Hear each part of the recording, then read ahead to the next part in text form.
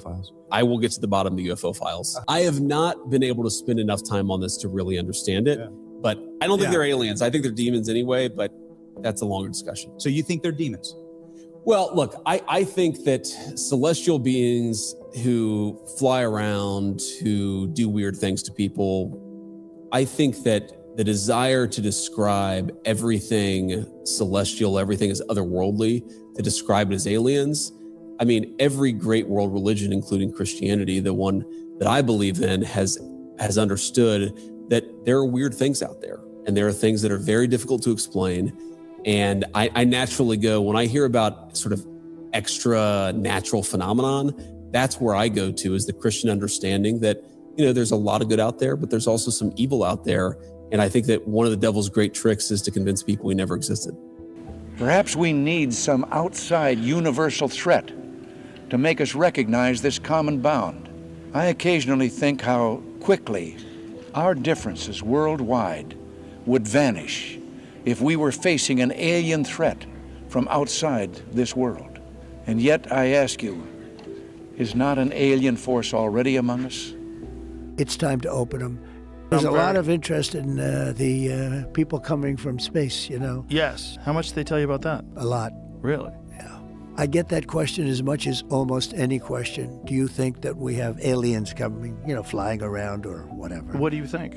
There's no reason not to. I mean, there's no reason not to think that Mars and all these planets don't have life. Are aliens real? They're real, but I haven't seen them, and they're not being kept in, what is it? Area 51? Area 51. There's no underground facility, unless there's this enormous conspiracy, and they hid it from the President of the United States. Something that got a lot of attention this week. Barack Obama said that aliens are real. Have you seen any evidence of non-human visitors to Earth? Well, he gave classified information. He's not supposed to be doing that. You know. So aliens are real? Well, I don't know if they're real or not. I can tell you he gave classified information. He's not supposed to be doing that. Well, he made a big mistake. He took it out of classified information. No, I don't have an opinion on it. I never talk about it. A lot of people do. A lot of people believe it. Do you believe it, Peter? Based on the tremendous interest shown, I will be directing the Secretary of War and other relevant departments and agencies to begin the process of identifying and releasing government files related to alien and extraterrestrial life, unidentified aerial phenomena, UAP, and unidentified flying objects, UFOs, and any and all other information connected to these highly complex but extremely interesting and important matters. God bless America. Planetary HQ, baby. What's going on, everybody? Thank you for stopping by. I want to ask you to listen to the entire episode because we have some crucial information pertaining to your planetary journey. You are now tuned into Planetary HQ, the planetary headquarters for all your celestial information. And are these space brothers demons? Why is everybody acting like they are the demons from the Bible and every other religion? Is it just the Hollywood movies, or is it like an innate sense of primate fear that makes us always want to look at the tiger? Something's attacking us. There's a threat. There's a threat. There's a threat. The aliens are a bad guy, you know. You don't only see that coming from the presidential political side. You see that coming from the military side too, that aliens are a threat. They're not friendly. The only person who's holding this torch high and vindicating it for truth is Stephen Greer. He's saying that this is all psyop. They're not demons. There are some bad ones, but for the most part, they're all good. And that humans are the threat. And that, yes, we're the ones. They're flying around benevolent, and they don't want to stop down here because we might hurt them with nukes. I mean, they sent a super high ET 2,000 years ago. And let me rephrase that. The leader of all the celestial beings incarnated on our planet 2,000 years ago. The best guy they had. And us little Earth humans nailed him to a cross. That's kind of, you Genghis Khan? Yeah, that's kind of, yeah, exactly. We Vlad the Impaled him. If you think of it in that context, the Space Brothers are probably looking at us as the threat. As us, we're the dangerous ones. So I think we have this a little bit backwards, and I just want to address this with this episode. So let's clear the air. There are some negative ones. We'll spend some time talking about them, but we want to let you know that they're good. We don't want that fear to be stimulated inside your soul, manifesting inside of your minds. So let's try to relieve that stress. And welcome. Happy Sunday. What's going on, brother? What are you thinking about this whole JD Vance?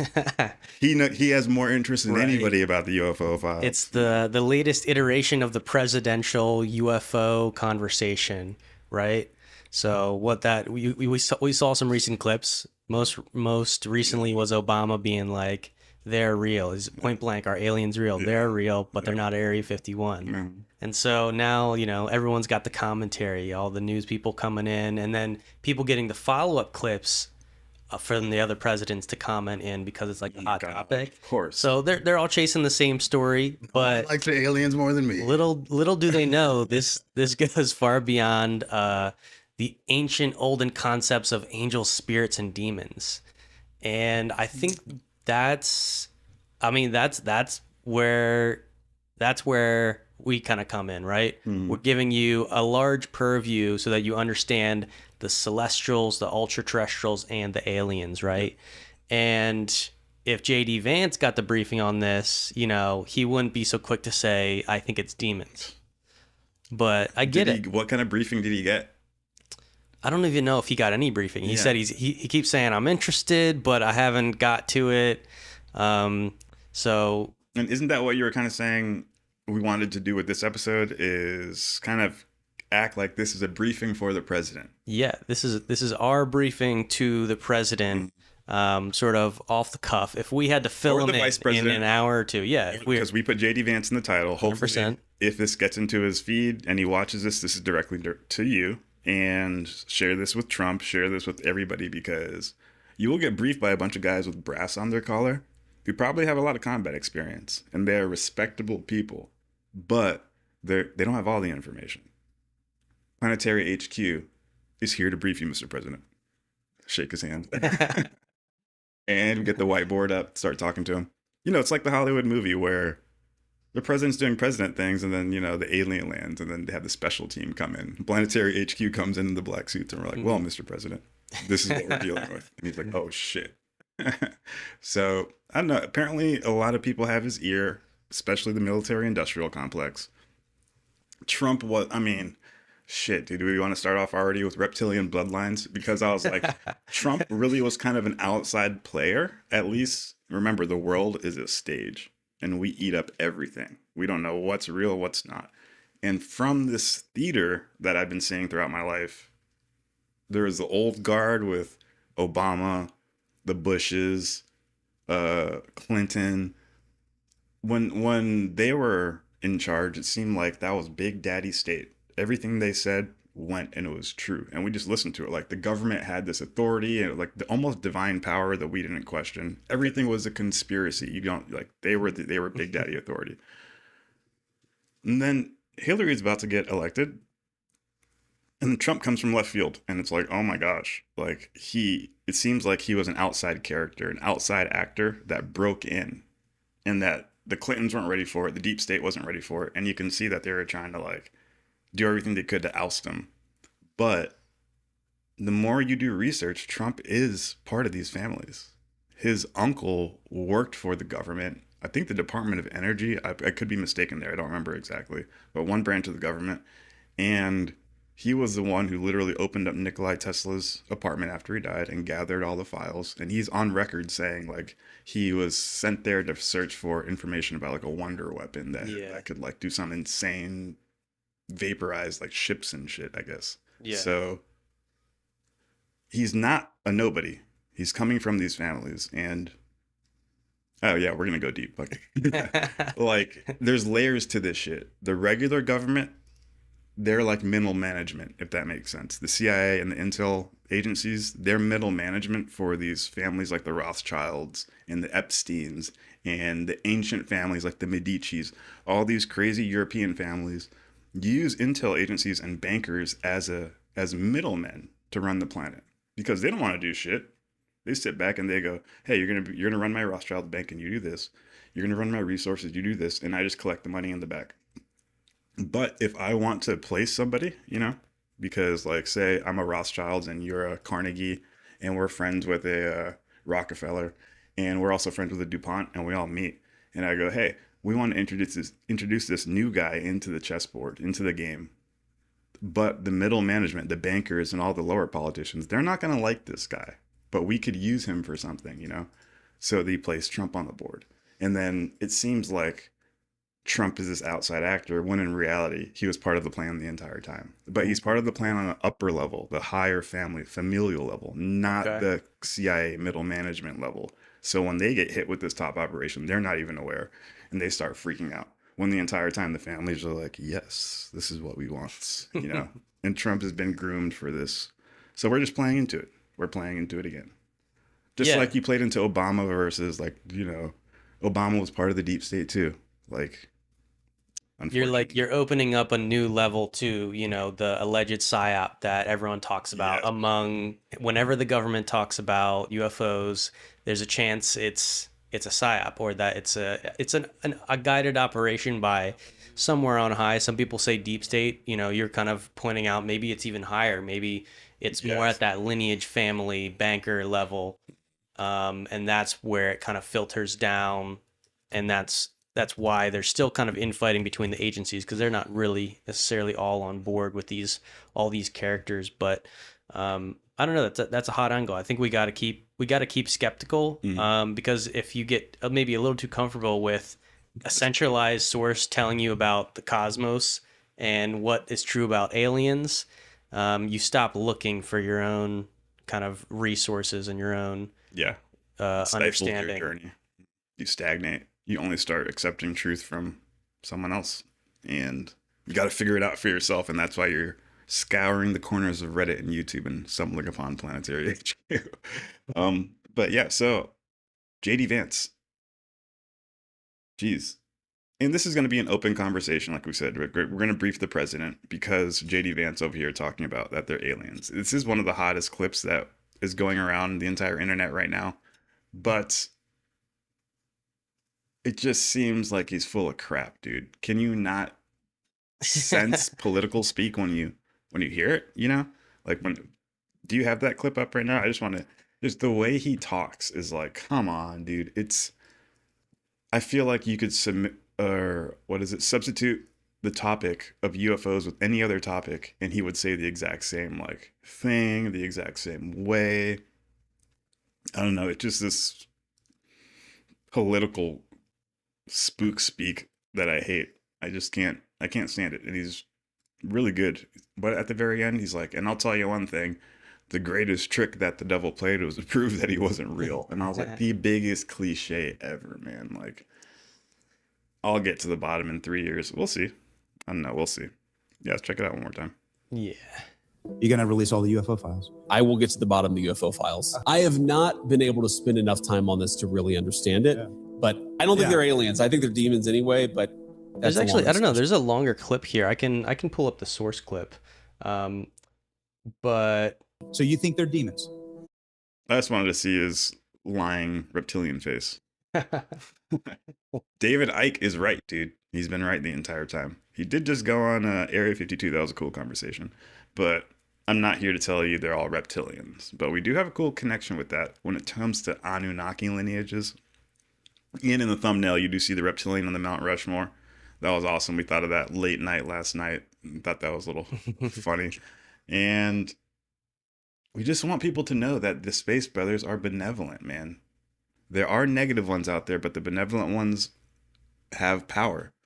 And that they're not able to show themselves like you want them to. They can't just appear. There's a lot of other prerequisites that need to happen. They love us and they really want to help us, but they can't interfere with our evolution like that. That's like a divine ordinance. That's like a divine mandate. They cannot.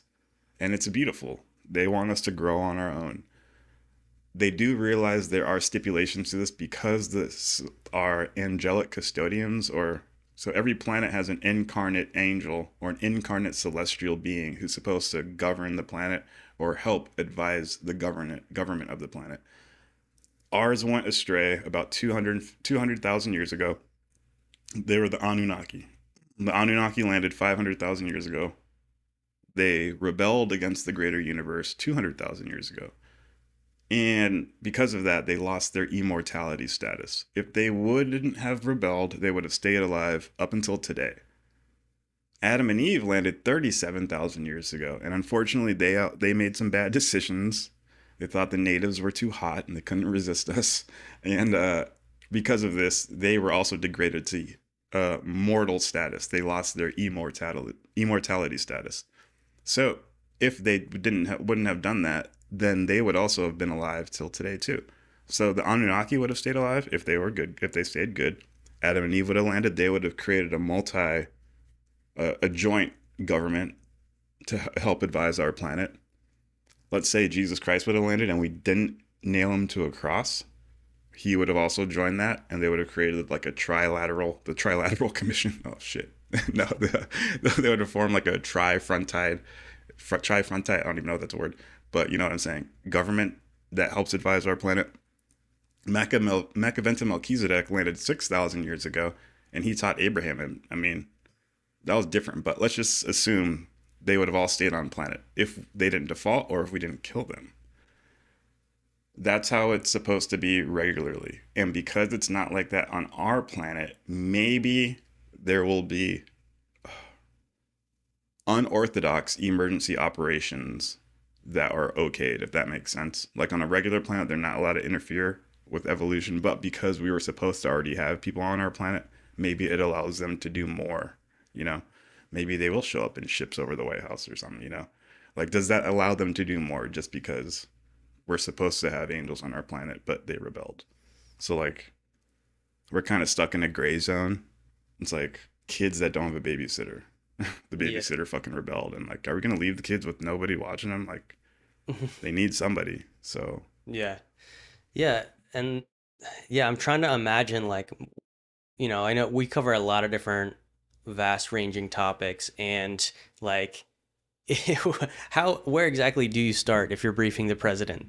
I thought one of the interesting thing JD kind of pointed out there, like he did go one step beyond the cliche, where he seems like he's open to one. He recognized that he's like, look, all the different world religions talk about contact with celestial beings, and then he's like, you know, in my Christian context, this ended up being a bad thing because they were rebel entities, and you know that's who became the demons. So therefore, that's what he associates it to.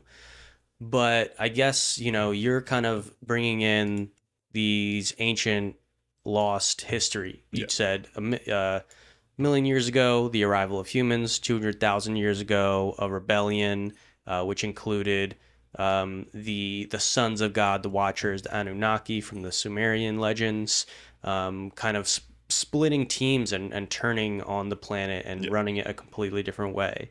And so that's like definitely one of the key stories to understand. Well, one, if we understand the nature of what people have called demons in the past, we can kind of get rid of some of that fear level. Yeah. And so we might be able to kind of like the Exorcist spittings. It's not like that. Right. So I feel like, you know, we could kind of even rewind a bit to try and like present that presidential brief. And so, yeah, I guess, okay, if I'm trying to explain demons to somebody with like a Christian background, you know, I guess I'd be going into like... And also think at the table of this presidential briefing, it's not just the president. You might be like with the army, secretary, you know, all these different officers. So it might be a table of people too. So you're briefing the president and his cabinet. Man, yeah. And you're trying to tap into thought forms that they have some context for, and then also present the wider kind of story to place aliens on that tier system of these different supernatural events versus natural space brothers, as we put it, you know, on the title. Space bros. So I don't know. Let's maybe start there. Let's go over those classifications. Like if we're presenting and briefing the three primary classifications, celestials, ultra-terrestrials, and aliens, to a group of cabinet members, you know, let's try and start from there and kind of build up to some of those histories. Then when we get the specific historical records that play out the larger story of this ancient hybridization program, on planet Earth and this contact. Yeah, so I think those are very important keys to the puzzle right there. So the timeline first, 1 million years ago humans appeared. 500,000 years ago the Anunnaki landed. 200,000 years ago the Anunnaki rebelled against the greater universe. And then 6,000 years ago, 37,000 years ago, Adam and Eve landed. 6,000 years ago, Melchizedek landed. 2,000 years ago, Jesus landed. Once you understand that timeline of celestials incarnating, and then understanding that this entire cosmos, like I say every fucking episode, is sectored out and federated like the United States, and there's different 50 states with governors and mayors, and they all report in a hierarchy to the president. The universe is sectored out, and there's different sectors, and every sector has a celestial sector. I said sector like 40 times. Every sector has a celestial in charge of it, and the celestial that was in charge of our sector was named Lucifer. He flew to our planet and met up with the Anunnaki, and he convinced them to rebel against the other sectors, the greater cosmos. And that happened 200,000 years ago. Then they sent the Adam and Eve as a recovery mission to redeem the planet, to save, a salvage mission. They unfortunately failed, like I said. They mated with us too early, a whole different story. But if you guys could I'm speaking to the cabinet members here and the viewers, if you guys could understand this timeline and keep that in your head, then you understand. Perfect, you get the timeline. Now you need to understand the players. There is the mortals, that's us, the humans. There is the celestial beings who live in the stars and they visit from the other sectors. And then there are beings who were born on planet Earth. So when the Anunnaki landed, they mated with each other and created invisible kids. And when Adam and Eve landed, they kind of did the same thing. Adam's son, Adam and Eve, one of Adam and Eve's sons, found a descendant of the Anunnaki, and they mated. And they made invisible children. They made invisible children that could phase in and out, and then they had more children. So whatever. But pretty much they made kids that were invisible. And these were called midwayers or ultra-terrestrials. They're just like humans, like us, but they can go invisible too. And they never die. And they've been on planet since 200,000 years ago for the first wave. And the second wave was about, a little bit, 35,000 years ago, not too long after Adam and Eve landed. So you're telling us they're demons. You just said invisible beings. Invisible beings, okay. Who are immortal. Thank you. And we'll keep going with that. Yeah, these invisible beings are called midwayers. And when the rebellion happened, a lot of them, not all of them, some of them stayed good, but a lot of them went negative. I'll pull a quote real quick. Yeah. Yeah, and I'm kind of, stoking the conversation because in my head, I see this larger question of trying to explain the nature of demons while understanding these different celestial landings. So, okay, angels and demons, right? I think for a lot of the Christendom, they do recognize that angels are this other race of intelligent beings with free will like humans, but they're not here in the human body. They're not limited to the same things that we are as humans. And then when people say demons, it kind of is a bit of a trick in their head because they think it's like a different being than an angel, but it's really just it's a word for an angel who is rebelling from the divine council, you could say, and the cosmic government. But that's like the summarized high level version.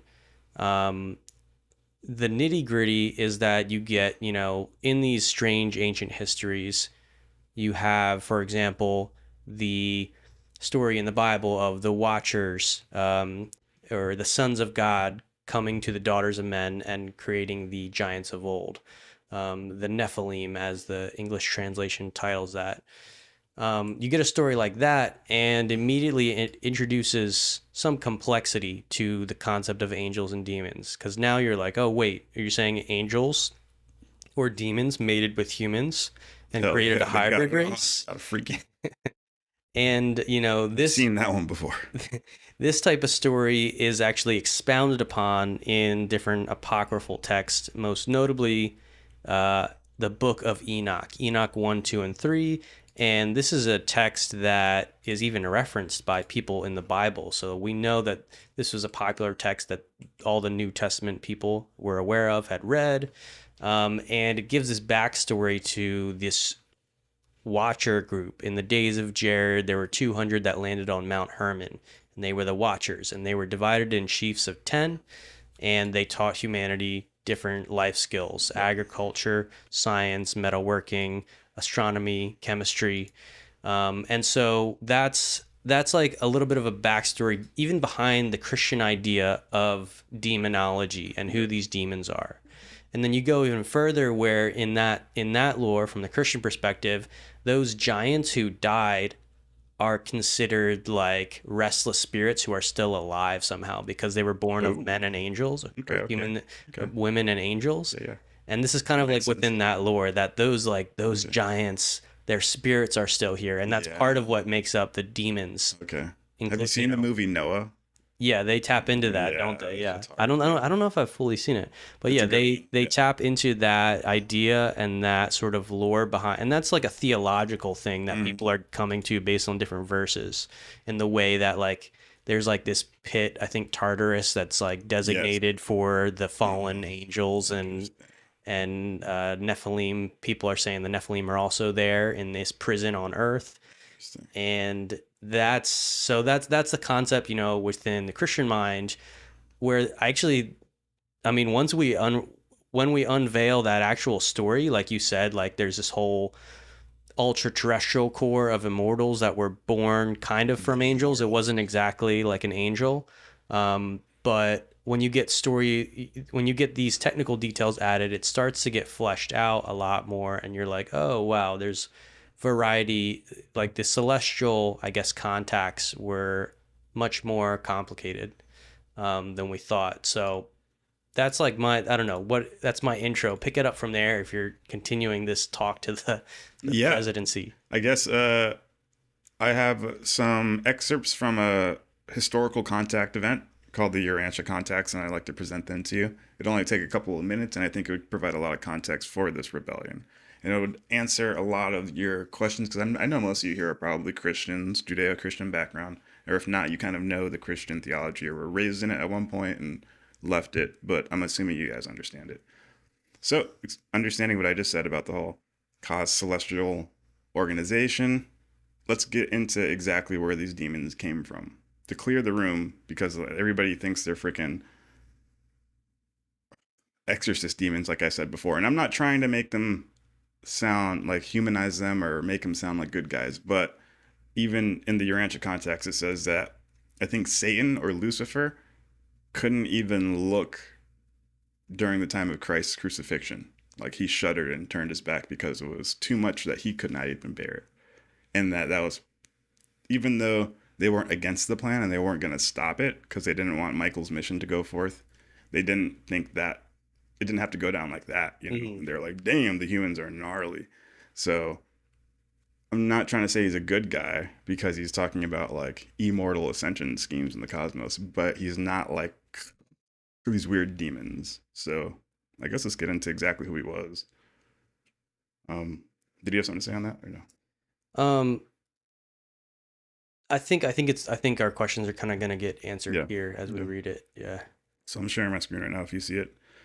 This is from the Urantia Contacts, paper 53, the Lucifer Rebellion. Lucifer was a brilliant primary Lanonendek son of Abaddon. He had experienced service in many systems, had been a high counselor of this group, and was distinguished for wisdom, sagacity, and efficiency. Lucifer was number 37 of his order, and when commissioned by the Melchizedeks, he was designated as one of the 100 most able and brilliant personalities in more than 700,000 of his kind. From such a magnificent beginning, through evil and error, he embraced sin and is now numbered as one of 3 system sovereigns in Abaddon who have succumbed to the urge of self and surrendered to the sophistry of spurious personal liberty, rejection of universe allegiance, and disregard of fraternal obligations.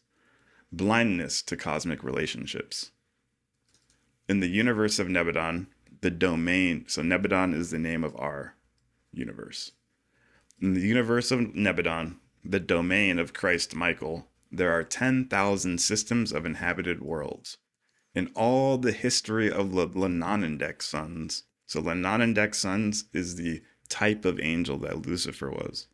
So everybody knows that Lucifer was a brilliant angelic stuff, whatever. He was actually a Lenonendek son. That's like a Melchizedek. So you know Melchizedek from the Bible, that's a type of angel. A Lenonendek is a different type of angel. So we're revealing different types of not demonology, but this would be what's the other form of angel? Angelology. Hierarchies. How many angels fit on a pinhead? Yeah, angelic hierarchy. What is the study of angels? Angelology. It really is called angelology. All right. So I was right. I was just fucking around too.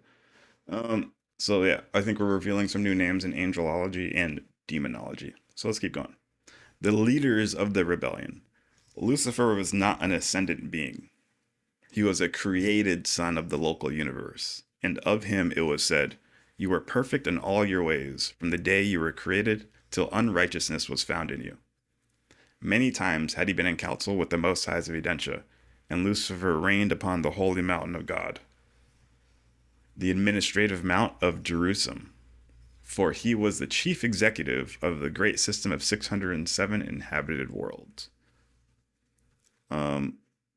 The administrative mount of Jerusalem, that's where I conjecture is the left star of Orion's belt. So look over at Orion, and that's where that holy mountain, I guess that is the closest galactic threshold for ascension. So it's like a little gate that we all go through. No matter what planet you die on, after you die, you wake up at Orion's belt. Unless Lucifer is trying to change that, I guess. But we'll get into it. Lucifer was a magnificent being. Yeah, he was actually trying to change ascending circuits, which is kind of fucking weird. Yeah. Like, he wasn't over here demonic with demons and fangs, but he was trying to literally take your soul somewhere else. The place that God and Jesus didn't intend it to go. And it's not hell, but it's just a different ascension path. It doesn't really explain it, but I hypothesize it could be a circuit within the 37 rebellious spheres themselves, where like they just incarnate you. And he had rebel seraphim, who are also known for transportation. They have the ability to transport dead souls. So maybe these rebel seraphim can be doing a lot of shit. That's kind of scary to think about. That's scarier than The Exorcist to me. My soul getting taken to a different part of the universe that I don't want to go to. Like, fuck, dude. Yeah.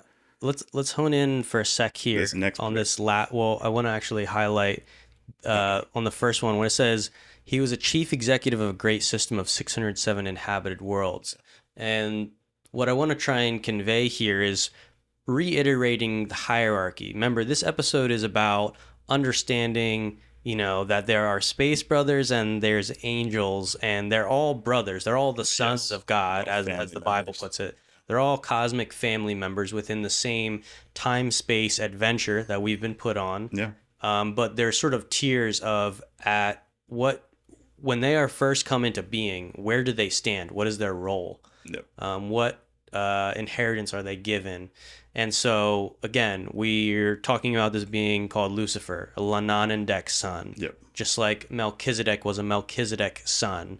And, it's recorded that this person wasn't born, in the Melchizedek son case, this person wasn't born of a woman and never died and was considered a high priest, right? Had no genealogy, without mother, without father. That's how when these beings come to Earth and they're like visible, in rare cases they incarnate looking as a human, which is what Melchizedek did.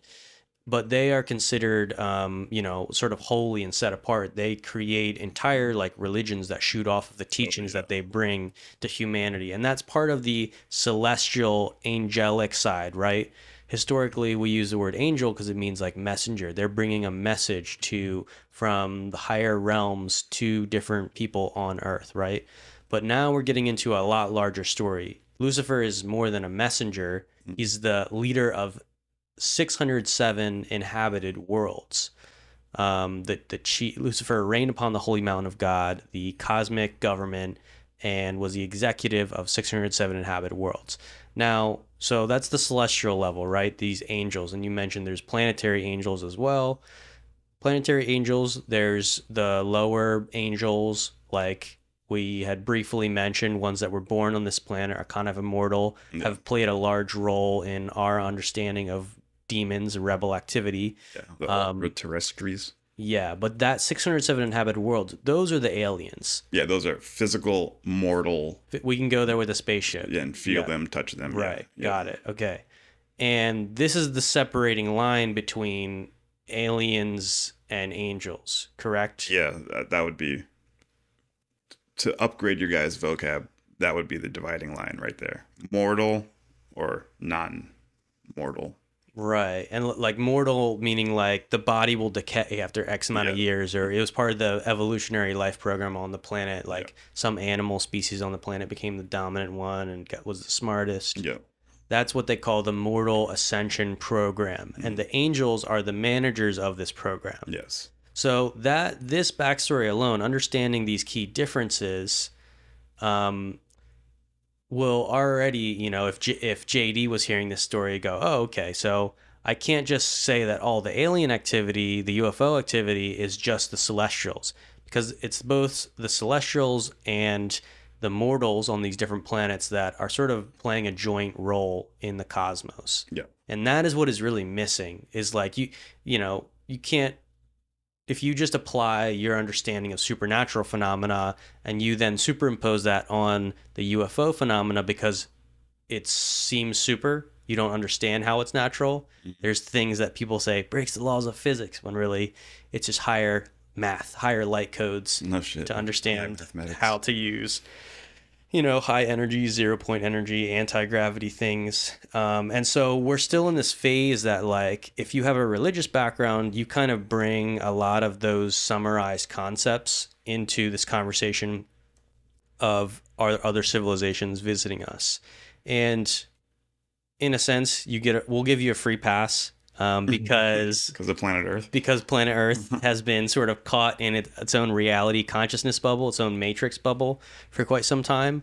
But as this conversation opens up to the public and we actually look at the ancient contact cases in accordance with the modern contact cases and tying these two things together with an understanding of the actual celestials' role in the universe, are the orbs aliens or angels, that kind of thing. Like once we start to get into these ontological questions, that is when we can exit the simplified version of aliens are demons.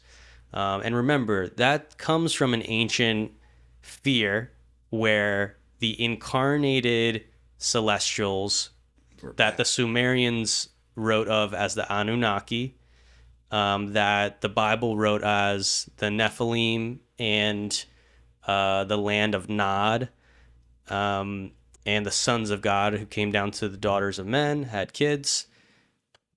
This ancient fear is because we were caught during this Lucifer rebellion in which these physical beings here on Earth then kind of split into these two teams and caused a lot of havoc. And that scared the hell out of the humans because they already revered them as sort of godly beings that were immortal. Oh, yeah.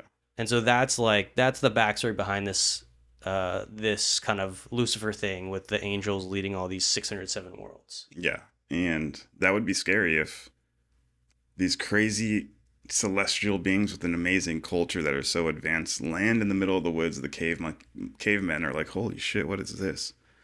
They see them building pyramids and cities, and they're like, oh my God, these are gods. Treating them amazing for 300,000 years. Then all of a sudden, they run out and they got spears and stuff, and they start killing you. And they're like, whoa, thought you guys were good. And then you can start to see, like, the celestials went bad, started attacking us, and started, like, manipulating us with money and credit power, because they were the first to create the banking system. Teaching advanced war between the nations. Yeah, exactly. Bringing astronomy, chemistry, a lot of advanced sciences that could be weaponized in those wars. And then weaponizing it against those people. Yeah. And like the Book of Enoch talks about them, building armor for the first time and weapons. And you can just see it passed down through all these different mythologies, traditions. But yeah, these are the first people to use banking and get a credit system.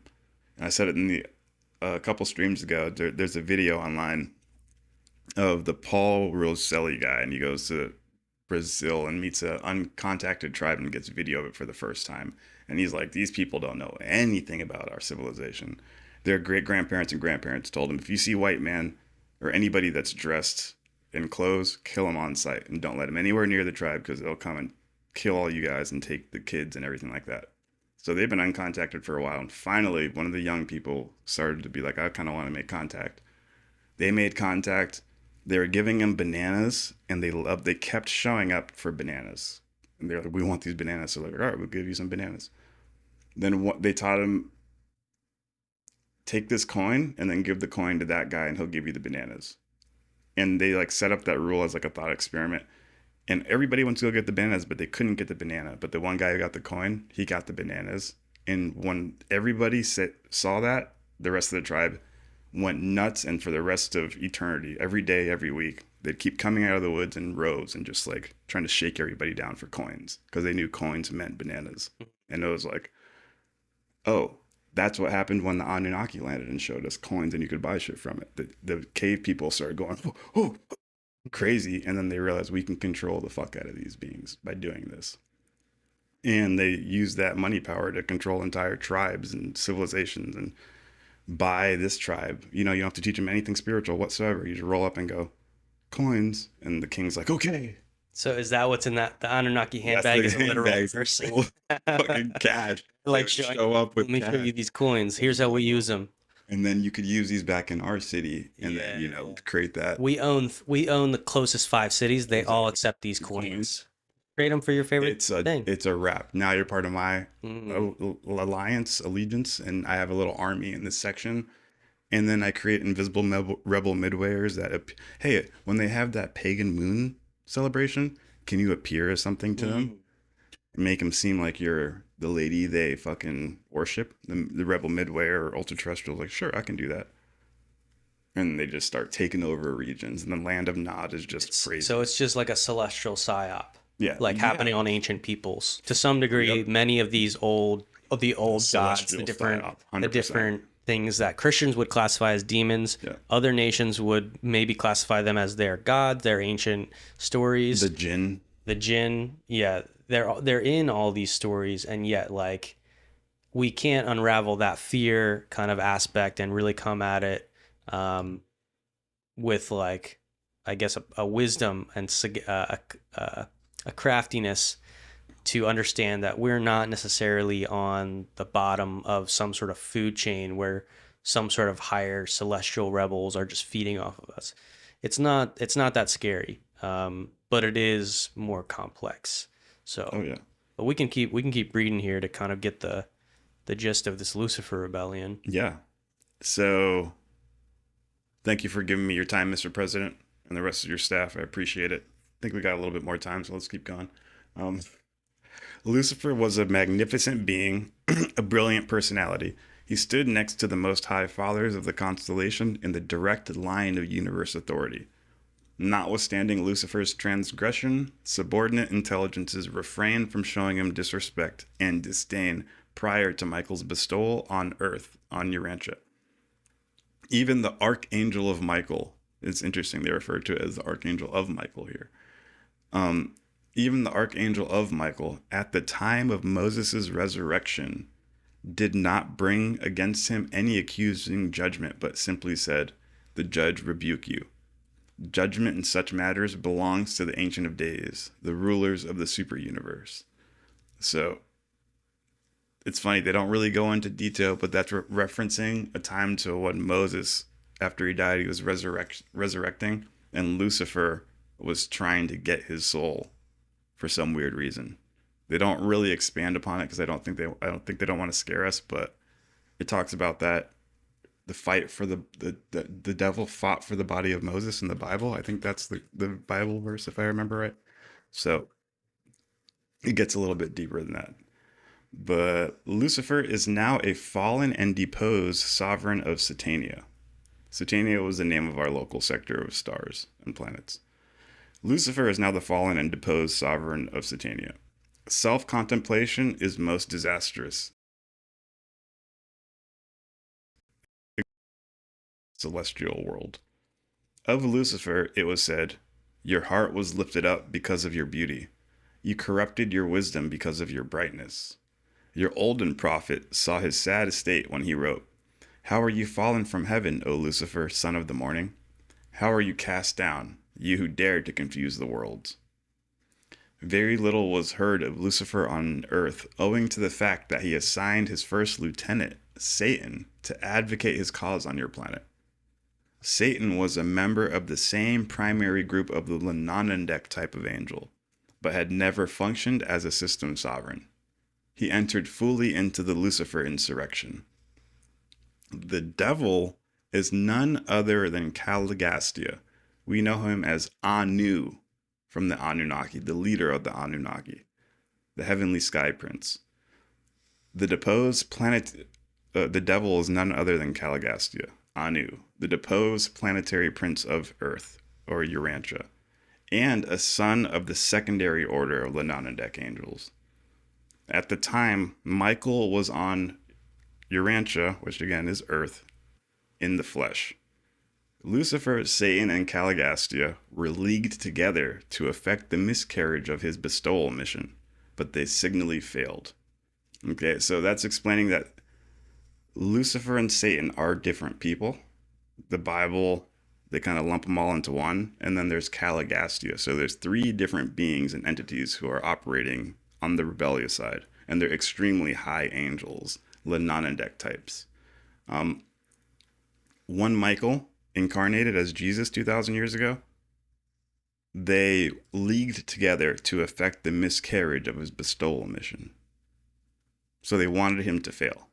They didn't want him to get nailed to a cross. That wasn't their plan, but they saw what was happening and they're like, well, I guess this is how it's going down. But it didn't fail. It still fucking won. You can't beat the sovereign of the universe.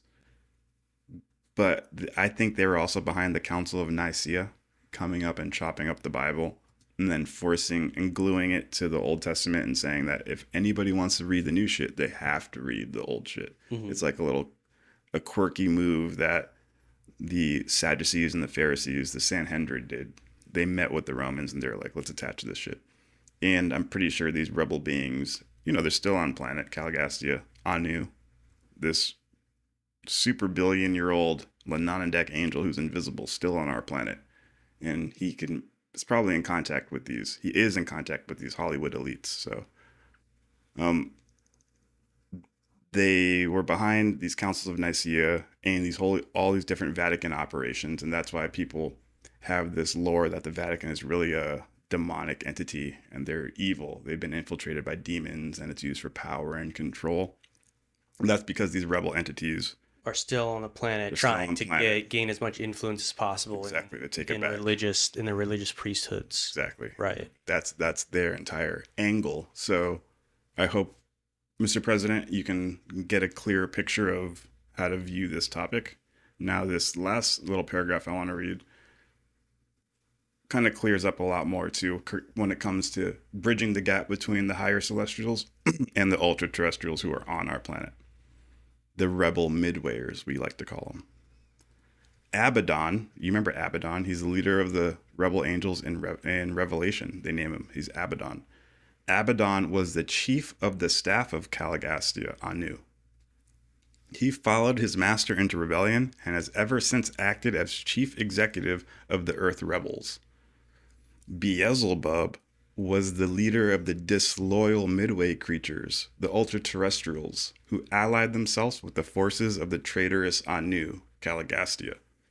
So it says even more there that the invisible midwayers, the ultra-terrestrials, what people call the demons or the jinn, they look like angels. They just look like light beings. They don't look evil, but they don't really want Jesus's organization or cosmic government established on Earth. They'd rather have Lucifer's organization, which is weird. But they're still on planet. The dragon eventually became the symbolic representation of all of these evil personages. The dragon, it reminds me of the reptilians, you know? Why the dragon? Why is that an arbitrary image, or did they pick that on purpose? Were they reptilian before? Even the Genesis snake image is this whole reptilian angle, what where is I've heard What is Paul that? Wallace, have interesting suggestions that is this evidence of an ancient ET race within the mythology that's kind of mixed up with the whole rebel angel. What if story? Lenonendex are Draco types? Ooh. And these are just bad ones, so we associate Sure. them with bad Dracos. But the Lenonendex type comes from like a energy Draco or something Sure, like that. that's a hot take. Because there's 3 of them, right? Caliastia, Lucifer, and Satan are all reptilian. So if they would, they're all Lenonendex. So if Lenonendex were of a Draco and they appeared to us, the humans would be like, "Oh, beware of the reptilian types." When in reality, they're just 3 bad ones. Mm-hmm. I'm just trying to figure out why they picked the dragon. Like, that's an interesting. Was it arbitrary? Like, Yeah. upon the triumph of Michael, Gabriel came down from Salvington and bound the dragon, all the rebel leaders for an age. Of the Jerusalem seraphic rebels, it is written, "And the angels who kept not their first estate, but left to their own habitation." Ooh, that's interesting. Right there, it says the angels left, like they left probably that left star of Orion's belt and went probably to the right star of Orion's belt for that other base. He is reserved in sure chains of darkness to the judgment of the great day. So I hope that, I just wanted to read that part. I think there is more. I guess I'll read one more part just to riff off that to clear it up. More talking about these rebel midwares. It says that of the original 500,000, 400,000 joined the rebellion. That's for the first set of midwares. The second set of midwares, out of 1984, 873 rebelled. And if you do that math, 1984 minus 873 is 1111. So there's 1,111. They say 1111, make a wish. That's the timestamp for these beings. If you see that, you might be getting prompted to wake up. But so there's 1111 secondary invisible midwares and only 10,000 still positive primary midwares. It said both groups of midwares are held in custody. The disloyal midwares were able to reveal themselves to mortal eyes under certain circumstances, and especially was this true of the associates of Beelzebub, the leader of the apostate secondary midwares. But these unique creatures must not be confused with certain of the rebel cherubim and rebel seraphim, who were also on earth upon the time of Christ's death. Some of the old writers designated these rebellious midway creatures as evil spirits, and the apostate seraphim as evil angels. And then it just talks about demonic possession. I'm not going to go into it, but yeah. So those are who those beings are. And all that you could say is before we even get to aliens. Yes. Yeah, that's before we get to aliens. Like material mortal beings, material mortal. Yeah. Got it. Okay. So now that we understand what a demon is, Mr. President, because everybody's out here saying all the aliens are demons, that's not the case. Now, who would we conjecture these extraterrestrial races are? Like, we did start off with rebellious entities, but we're here to say that they're not all demons. There's only a small sect or faction of them that you would consider demons. And a demon, I guess, we would classify that as a rebel midware, but it's kind of a catch-all phrase for anybody who's in the rebellion, right? Yeah. So now moving it to mortal ET races, who are these other mortal ET races? Should we be scared of them? Right. Like, are they part of the rebellion? How many were part of the rebellion? According to J.J. Hurtak, there is in Semyase, the leader of the Watchers from the Book of Enoch was one of them. He says that she was one of the leaders of the fallen. Okay. I don't know if they're material Adam and Eve types or if they're actual evolutionary mortals. So Yeah. Well, I think one of those things in there we want to cover, if we're talking about understanding the story and reducing the fear, you got to realize that the amount of control that these rebel celestials and personalities, JD was talking about their celestials recorded in different religions doing weird supernatural things, and they're demons. So Lucifer had 607 worlds that he was responsible for at the time in his sector.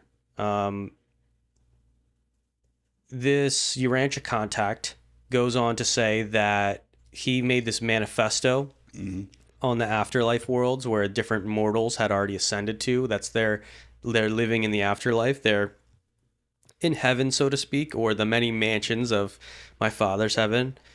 And Lucifer is bringing this manifesto, being like, hey, I disagree with the universe government. In fact, he presented a conspiracy that God wasn't really real, that it was actually a sort of scam being taught by the celestials above the angels.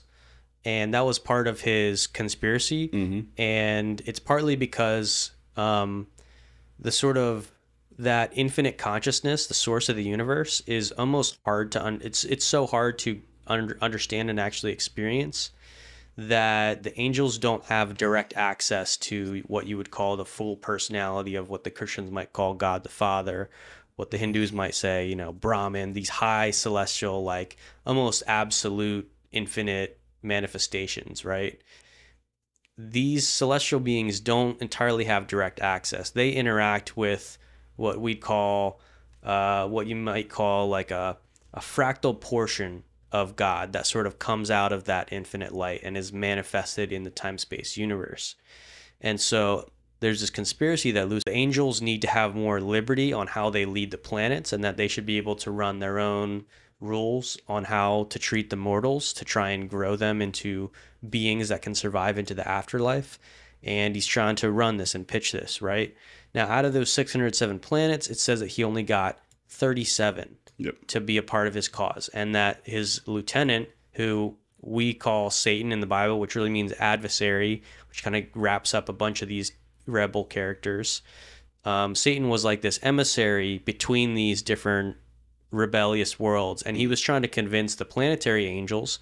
Ours is Anu, the sky prince that the Sumerians recorded, the devil, the prince of darkness that the Bible records, the snake in the garden, that character, snake in the grass.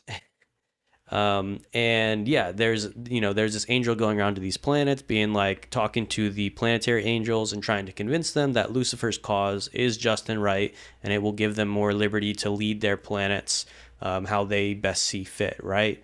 And so our planet was a part of Lucifer's sector, so it got the pitch, and the planetary angel had to pick a side. And it says that Earth seceded from the cosmic government, which meant that from the government's perspective, it was sort of joining that rebellion. It was saying like, hey, Lucifer might be right. We are gonna separate and do our own thing our own way.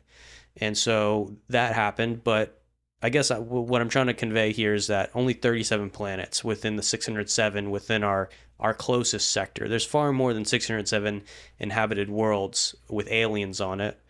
But if you now understand that only a very small percentage of, like, what even is that for, let's see, 0.3 or 37 divided by 607 is only 0.06. That's 6% of Lucifer's sector is what rebelled, and the rebel angels and demons are within those 37 kind of planets. So that's not the same pitch that you get taught as a Christian, where there's this 50-50 chance of God and the devil like fighting existentially. Yeah. Good point. It's not a 50-50 chance. We're going to win. But yeah, I guess it's just more prevalent on our planet because our planet sucks. maybe it's more of a chance of it's only like 90-10 on the devil's side because planets are so fucked up. But I get what you're saying. That's funny. Don't, whatever. Give the people hope, you know? No, I'm just kidding. That was me. That made it dark for a second. But it's good, you know? It's important to know that we're in this predicament in order to figure out how to get out of it, because you have to recognize your situation before you can get out of it. So now, going back to these mortal ETs, who are they? Who are the Greys? Yeah. Now, we do know that Lenonindexons, they get a core of life carriers at their disposal. What's a life carrier? And a life carrier is someone who's in charge of like directed panspermia, like the theory that the single cell organism that started all of evolution on planet Earth hitched a ride on a comet or a meteor that hit planet Earth.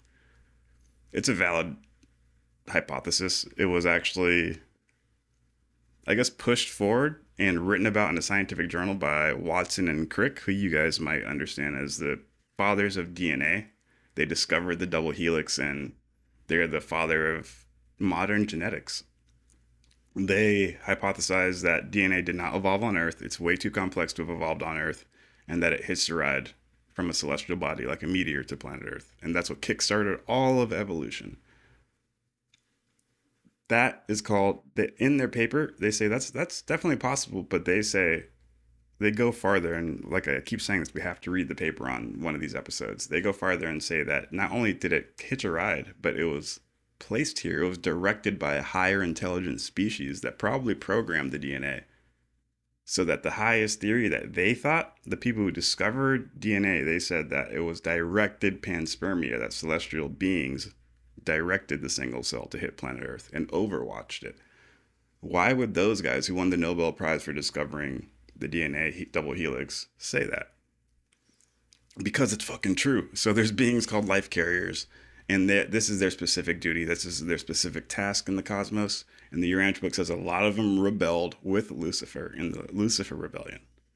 So that's a scary thought. So that the life carriers are responsible for generating different types of mortal species on different planets, seeding the planet, and then watching it grow. Did any of the rebel life carriers initiate a program to initiate like a rebellious evolutionary sphere, you know? And Right. we wouldn't have been told about that in the Mortals Urantia book. without any limits. Yeah. Oh, wow. It's like With less limits. total genetically altered, you know? And then there's other lore that says that Lucifer was trying to create his own, like mortal species that could rival us, because we were the creation of Michael, and that the Greys could be an offshoot of this type of experimentation. And that's where you get the lore of the Greys are genetically declining, and that's why they're coming to Earth to try to hybridize with us and take our genetics, because their genetics can't ascend. And other ones say, like, you know, their bodies can't hold a fragment of God inside of them. And from the Urantia book, it would say they can't hold a thought adjuster. So they're like kind of Right. fucked. The And image of God in man is not given when the rebels create their own species. through rebellion, Got exactly. it. Yeah. Okay. And that maybe they're trying to splice with us so that they can hold an adjuster fragment. So that's kind of scary, because at the start I thought, you know, aliens weren't demons, but now there's demonic alien races. Holy shit, they actually are real. Yeah. But no, you know, I say that kind of jokingly, but I mean, we're getting into like some deep angles. Yeah, cosmic We're deep in the esoterica. cut here. Because, you know, one, we laid this premise that like angels are responsible for like kind of raising up the little soul children who start out in physical bodies, and they kind of grow and they survive into the afterlife, and the angels manage that process. And there's higher celestial, or not higher or lower necessarily, another celestial order called the life carriers, which are responsible for actually like starting these life programs early on during the planetary states, when like they got some basic water and stuff going on. They can insert simple cells. They work on that process. And what we're trying to, you know, kind of this picture that we're painting is that yes, there are rebel angelic beings, rebel seraphim, rebel midware, ultra terrestrials, rebel life carriers who could be running their own life programs. And I mean, at the end of the day, they're influencing these mortal species, these aliens, right? Yeah. And so that is a factor. But to bring back maybe a larger question of, so that we're not over demonizing, you could say, any of the particular alien races. It says they're not demons. Episodes, they're all demons. Is that like, we want to kind of level the playing field? And so I have this analogy that I use for time and space that can help maybe reset the viewer's origin story about Earth. Because in the Western version of our origin story with the Genesis account, we're told that the pitch is that we're given this utopia garden, and that we also are given free will to either follow the instructions, the divine plan from God, or to disobey direct commands that we're told not to do. And in that story, we choose to disobey, and that takes us from a state of union with God into the fallen state. And that's called the fall of man there in Genesis. So I'm trying to, that's the origin. That's the mythos behind a lot of Western culture and civilization. When people like J.D. Vance are connecting aliens with this topic, this is all part of that context. Yeah.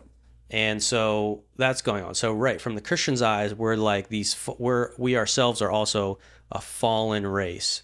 But if we abstract that a little bit and we re-understand what Genesis is actually saying, we can kind of get a different picture on the purpose of time, space, and all these alien planets. So in Genesis, the actual command from God is to subdue the earth and multiply, be fruitful and multiply. Now, I always say that it's not really a perfect utopia if you have to subdue something. Subdue is like, if there's like a wild animal running, if you're going to subdue it and tame it, you got to like capture it, and then you got to feed it, domesticate it, feed it, yeah. And then you have control over the environment. Now you're the agricultural farmer, right? Yeah. But that's not a utopia. There's work to be done in subduing a raw environment like that. Yeah, it's good. And so partly what I'm trying to say here is that, from the pulpit, they'll teach you about this utopian idea that we're fallen from. But really, in Genesis, it is right there that it wasn't that simple. It wasn't utopia. It was this raw environment that humans are given to tame and create civilization, and then to propagate the species, the evolutionary life program.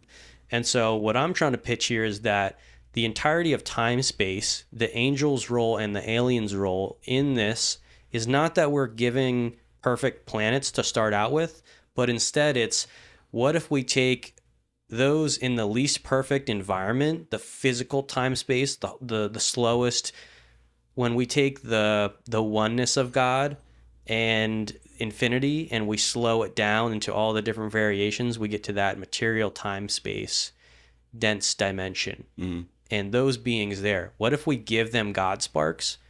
What if we get their biology complex enough so that they can have self-consciousness and reasoning? And then can we actually make these beings, these finite beings, become eternal beings? That is what the angels are attempting to do. And that is the context. That's a more open storyline, instead of saying that we're given utopia and then we just fall from utopia, right? So it's not as, people think from a Christian perspective, if there's an alien planet, they always go and say, did Jesus have to go to that planet to die for their sins? Was that planet, what if that planet wasn't fallen? There's been books that are written with this idea that like there's an alien planet, but they didn't fall yet. But that's all based on this idea, this utopian idea that is really a narrative that is applied on top of the account of the theology that gets presented from the stories. But yeah, for the viewer, I'm just trying to open up the storylines so that you understand that time space is this raw environment, and we are sort of given it as our home to manage. Now, the angels and the celestials are supposed to be helping us. They're supposed to actually teach us how to create civilization. The Anunnaki, the Watchers, they were teaching tools of civilization. Yeah. And they weren't angels. They were physical beings there among us who looked, impressive. They're 8, 9 feet tall, giants looking, but they looked like humans. And they set up cities and centers, and they taught the tribes how to do agriculture, how to do metalworking. But after the rebellion, that knowledge got even more distorted, and they ended up ruling their nations more like, warlords instead of celestial teachers. Yeah. So that repaints the picture for what aliens are doing in the cosmos. What are they even here for? And yeah, so that's my kind of story on that. But would you have anything to add to the president who is nodding his head as I speak, agreeing with everything I said? That I'm glad you guys are finally getting a good glimpse into the reality of it instead of all the mumbo jumbo. Maybe you should look into your own intelligence organizations such as the CIA and the NSA. They might even know the information that we're talking about already. So why haven't they briefed you on this? Why do you have to go to us? Probably because all this information, because like I said, we know the Urantia contacts. If we know them this well, there's some CIA guy who probably knows them just as good as us, if not better. But they're probably behind 400 layers of compartmentalization. And if they even speak about this stuff, they get sniped in the face and their kids are getting watched at school. It's just like high tense situation. Because this is the state of affairs for the entire universe. We do need to start looking at it as like, when two governments meet and they start creating relations, we need to start looking at like that for our government and the celestial government, Yeah. Like we need to make formal sovereign relations and treaties with these galactic organizations because that's the future of the planet. And one of the main rules that I've come to learn through my studies is that you're not allowed to weaponize space, which is a big no-no. You can't start bringing up nukes, lasers. That's one way you put on quarantine, and you're not allowed to enter the Galactic Federation with weapons. You can't wage war in space if you want to be part of the greater Galactic Federation. And that there are powers that be within the government that are in contact with this fallen angel Anu, Caligastia, who don't want the Galactic Federation to be established on Earth. And you as the president and you as the leading cabinet members, you guys should try to usher in this new age. You guys should try to figure out how the United States can be the first planet on Earth to lead the way and show how we can start treating the Space Brothers with benevolence, with compassion, and treat them like another sovereign nation, a galactic nation, and that we can start doing, cultural trade, intellectual exchange, maybe even travel, vacations and visits. But can we show the planet that, America isn't just falling into shambles, isn't going to succumb to what these rebel entities are doing on planet Earth? Instead, then the only way to fight your enemy is to know where they are. So now that you know where they are, how about we say fuck them and we show the planet and show the world that we're not dead yet, baby. We're still here. And we can step up instead of showing the world what you shouldn't be. Like everybody has that person they've seen in their life who's just a wreck. And you're like, don't be like that guy. That's what we're looking at. That's what we're looking like right now. But we can stand up and be like, when people look and go, I want to be like that guy. That could be America. We can stand up and show the people that, dude, we gave you Hollywood. We gave you the internet. Next, what's coming is the cosmic human, the Homo Universalis. We're going to show you what it's like to be the spaceman, and people are going to be like, whoa, America. And sometimes it takes hitting rock bottom to hit that top, and maybe that's what will come from this. Out of this cocoon will come a beautiful butterfly. And then maybe America needs to learn that hard lesson. But hopefully you learn from your mistakes and we show the world like Homo Universalis, baby. The future of humanity is looking like this, and we're going to lead the planet to become integrated with the Galactic Federation teach mind, body, spirit progress. And then maybe the Space Brothers and the ships will finally be like, finally, we've been waiting. And then boom, it'll happen. Yeah. And that takes a lot of responsibility on the human side. It's interesting. As you were saying that, I was like, wow, I just realized that on a normal planet where they're not dealing with the same level of celestial conflict, they kind of get granddaddied into the Galactic Federation by their celestial teachers who taught them civilization. Yeah, we got to earn it. And yeah, I think we can take some, pride, even, that would be huge. We can take some pride in that there's no one leading the way except us. And, America specifically could set a precedent if we're the first country to really open up about this topic. But it's also, I think the celestial beings are watching and they're wondering, can we step out of our ontological mythos, which keeps us huddled in the corner and hiding a truth that is actually beginning to damage the people's trust in their government. It's so bad. Yeah. There's a concept, and why don't we lead the way? Why don't we lead the way? Right? And this is a message we lead the way in everything else, not UFOs. What the fuck, dude? This is also a message not only to the president, but the Pentagon officials who do have a belief in a religious or belief system. They do believe that Jesus was epic and he had something important to teach. And that is good, but we cannot use the greatest fears in our religions to hide the facts, the hard truths of reality, and to assume that the lower class, the lower stratum of humans in our country doesn't deserve to know what we know about UFOs because it might be connected to celestial rebels and demons, right? It's essential. It's like water and food. We need this. They're holding that back. Yeah. And if you want to reestablish trust, is like we need to start with getting rid of this 100-year-old secret of, we have these craft. Rip off the Band-Aid. Yeah. Rip it off, dude. And that's what the deal with the commotion for 5 years. It'll be cool. Then it'll be normal. Just rip off the fucking Band-Aid, dude. Yeah.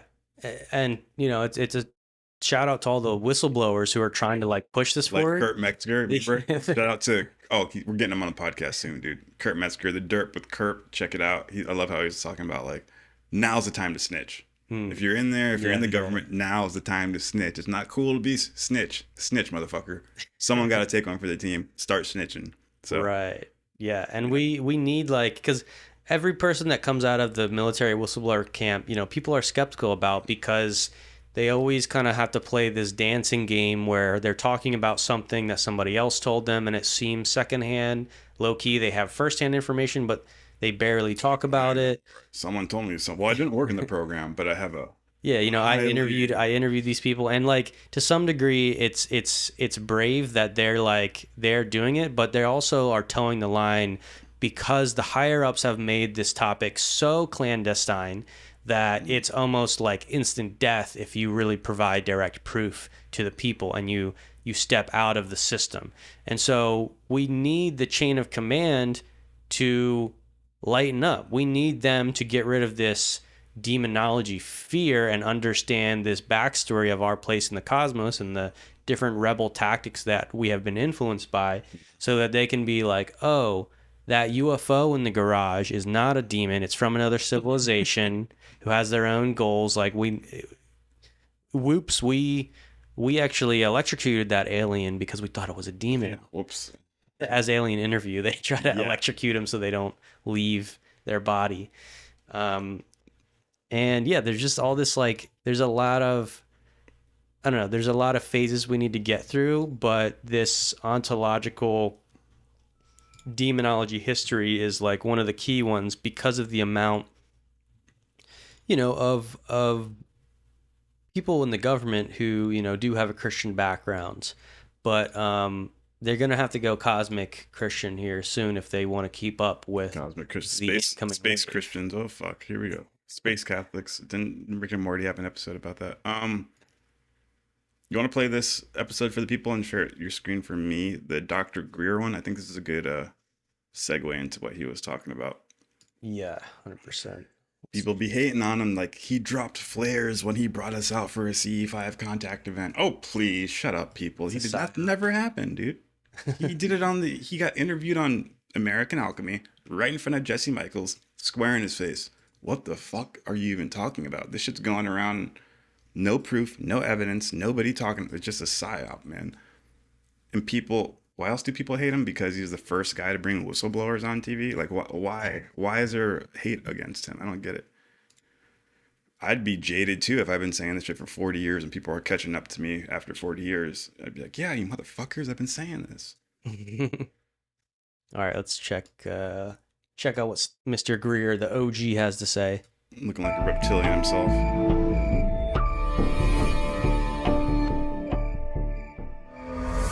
This footage, captured by NASA's Discovery Space Shuttle on September 15, 1991, shows an extraterrestrial vehicle dodge an electronic weapon fired from Earth.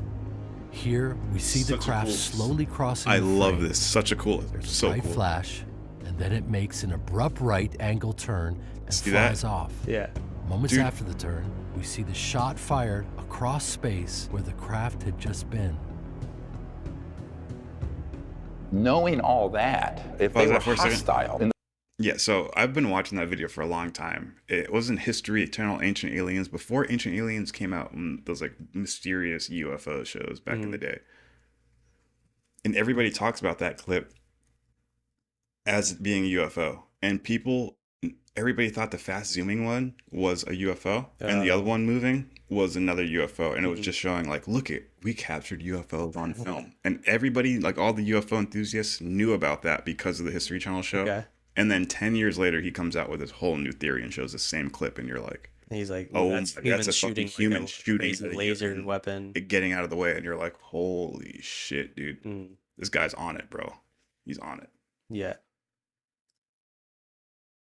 The way we think of an invading hostile force, that would have been made abundantly clear to us the day we detonated the first atomic bomb. The fact is they have shown remarkable restraint, almost a level of a Gandhian pacifism, not to Gandhian have pushed pacifism. back. Because we kill their people. Extraterrestrial. The threat We kill is their people and they're covert still human. like, these secret projects okay. are an existential threat to Earth, the environment, and to our peace in space and relationship with these civilizations. Exactly. I remember being at Wright-Patterson Air Force Base, where a lot of the Roswell stuff ended up, and it was the Foreign Technology Division of the Air Force. And I was there to do a briefing, and the colonel said, well, what if these civilizations are a threat? He was trying to bring me into that view. And I said, sir, with all due respect, given the galactically stupid things you have been doing, if they were a threat, you would know it by now, and we would not be having this conversation and breathing the free air of Earth.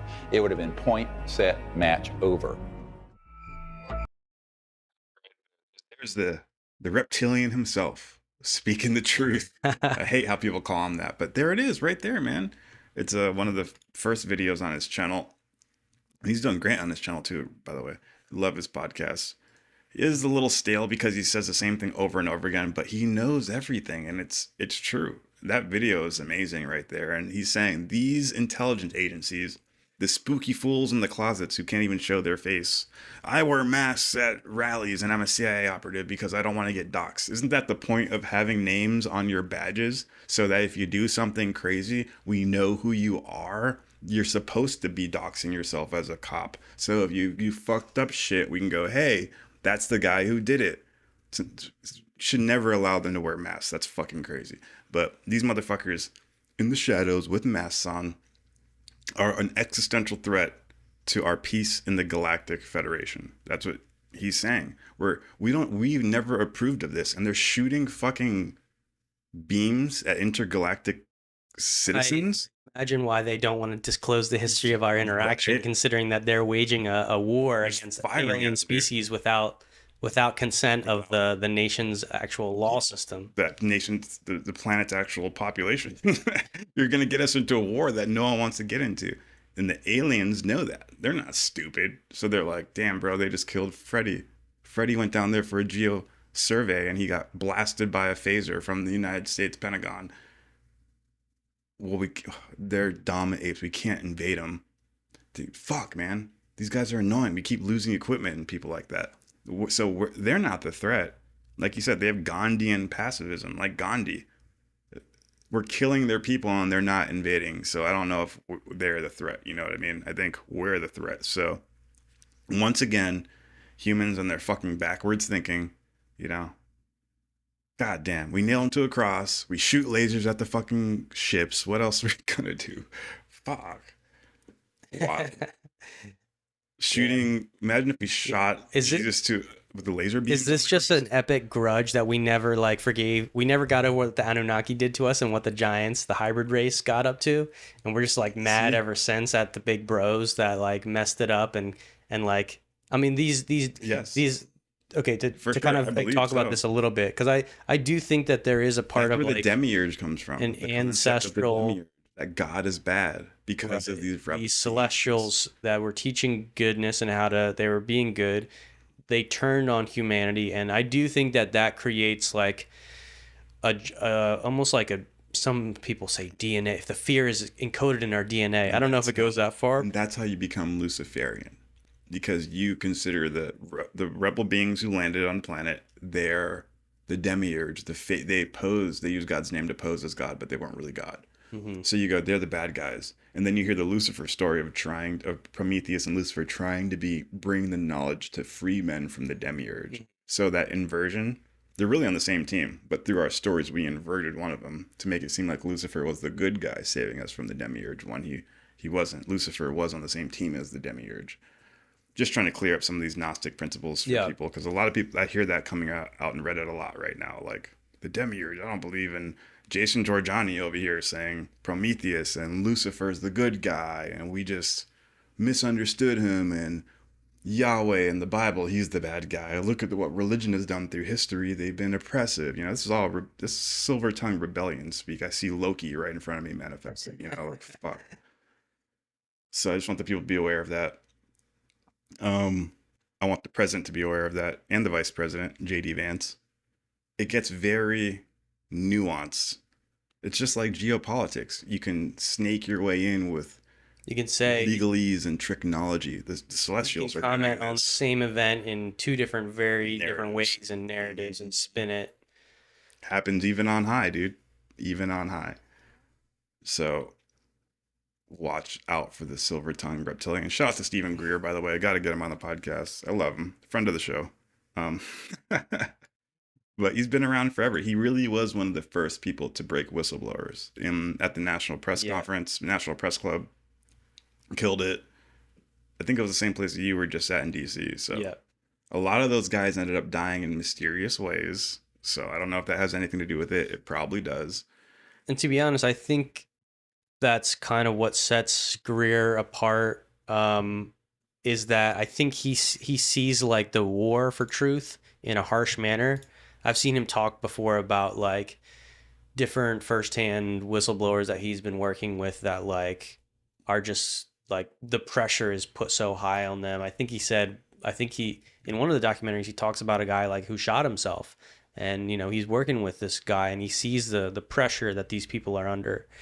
And I think it kind of gives him like this hard edge, which ends up, you know, translating to certain rumors on the internet. But like he's really out here kind of interacting with this secret military world. And right now it's popular, you know, George Knapp and Jeremy Corbell are two people who are kind of trying to play this role and bring these people to Congress as well. So, but it's a hard ass world out there, you know, and it goes far beyond the armchair research, just finding, you know, interesting alien stories. It's like now you're fighting your own deep military and the secrets that they want to keep, and the tactics and the counterintelligence that they use. And it's like now we're lost in the sauce, and we're like, the citizens are fighting for truth, but some elements of the government are hiding a secret that they feel is justified, but it's so compartmentalized that they don't know if it's justified anymore. I would say, like, is there really any central leadership here, or or is the Illuminati sort of using this compartmentalization to make something, you know, even more sinister out of this simple military secret? You know, how deep does it go? And, you know, I know that sounds like a jump, you know, me being like, deep state secrets about UFOs to Illuminati, but we just did so much stuff about the Epstein files, realizing that like, oh wow, there really is like a pedophile cult in the world of the elite that is like offered and then used as certain blackmail, and it gets uncovered, and it's like, wow, okay, some of these big conspiracies, some of the worst conspiracies are true, but that does not mean that the worst part of the alien conspiracy world is the best explanation for all the things going on. No. There's a level of complexity here that we can almost miss the point if we are too narrow in our scope of investigation. Spotlight Guy said, I think y'all are the intel org, LOL. That's right. Amen, dog. Planetary Graphic intelligence. Planetary intelligence. Boots on the ground. Report for duty. We work for the Galactic Federation, though. So you're in good hands. We should answer some of these questions in the chat. And I do got a couple of Reddit videos I want to pull up. There's some hot fucking UFO videos going around now. It looks like the Seraphim are out to play, dude. It looks crazy. Hold on to your seatbelts. After a couple of these, too, we can hit them up with some swag. Yes, they're demons. Got Spotlight Guy has 30 plus good videos of orbs. Claim to be little grays, but they damn sure seem to be demons. Somebody asked about the star. Have you guys heard about what a star could be? I'm looking for that. The sun. The sun. Yeah. You all ever hear anything about the sun being some type of living entity? Good stuff, guys. Y'all rock. Appreciate that. Appreciate the love. I have heard about that theory that the sun is itself like a living entity in a portal, and that like super advanced angel beings can like jump into our sun and appear at a different sun. Yeah, or maybe ETs can use it as a jump gate. Yes, exactly. Stargate. Yeah, is that what that is? It's a literal Stargate. It's a literal Stargate. Yeah, exactly. And I've heard that theory. I like it. Maybe you have to be of a certain. You have to learn how to use it. You know, you can't just. It doesn't work for everybody. You gotta. I don't know, do some shit. It sounds more complicated than anti-grav, to be honest. Yeah, by a lot. That's like reserved for probably like. So we're using the term celestials for a catch-all, but like, I'm talking like super universals, those type of celestials, like outside of our universe, and I'm talking like paradise beings. Maybe they angels and suns, high suns, planet index suns. Maybe they use stars to travel. Yeah, like high beings. I don't think normal mortal beings are doing that. They can probably, like our sun is gravitationally linked with Sirius over a very far distance, and we actually do a double helix in space when we're traveling.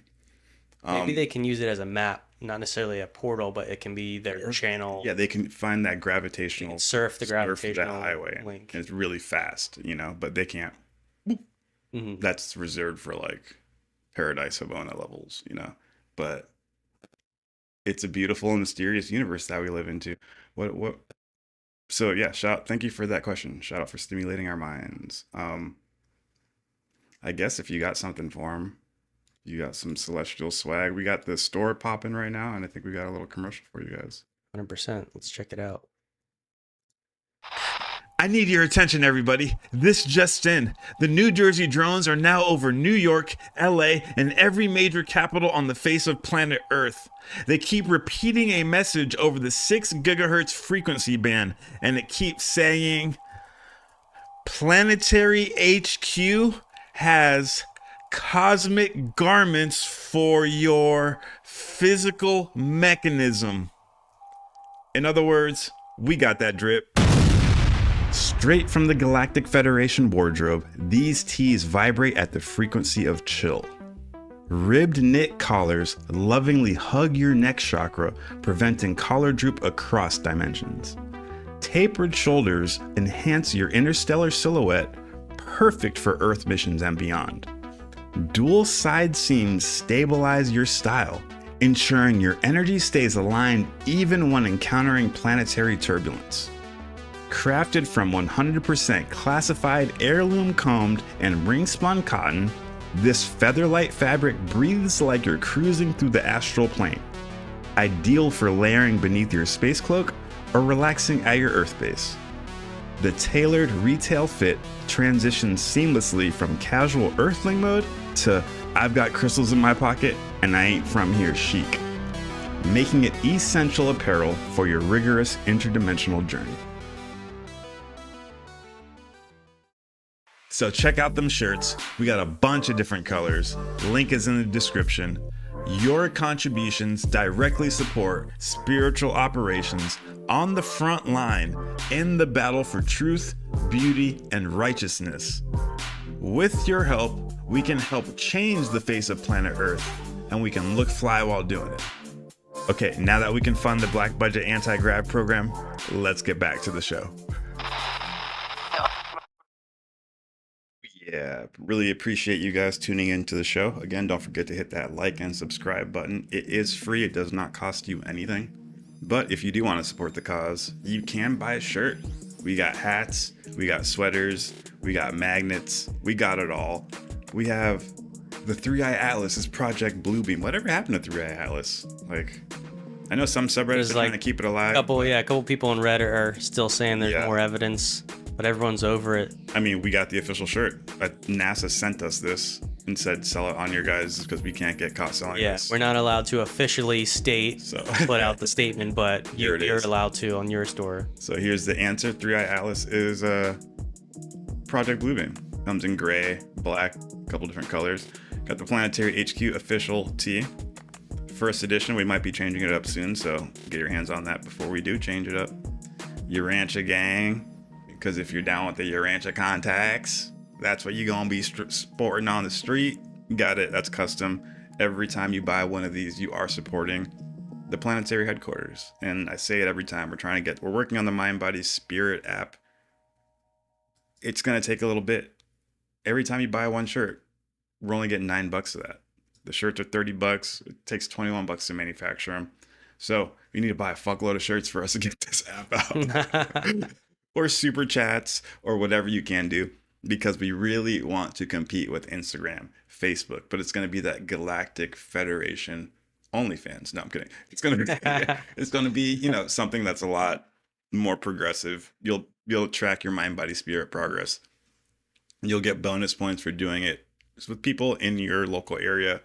If hopefully, ideally speaking, in the very far future, we can create like a Beast Games type of thing, or like a Mind, Body, Spirit Games, and whoever has the highest points in their region, you compete. And if you win the Mind, Body, Spirit Games, you get a fucking Ferrari or some shit. Okay. That'll be in the future. That'll be in the future. Right now, we just want to make it so people aren't only getting upvotes for showing their booty, showing their diamond, and showing their monies and Ferraris.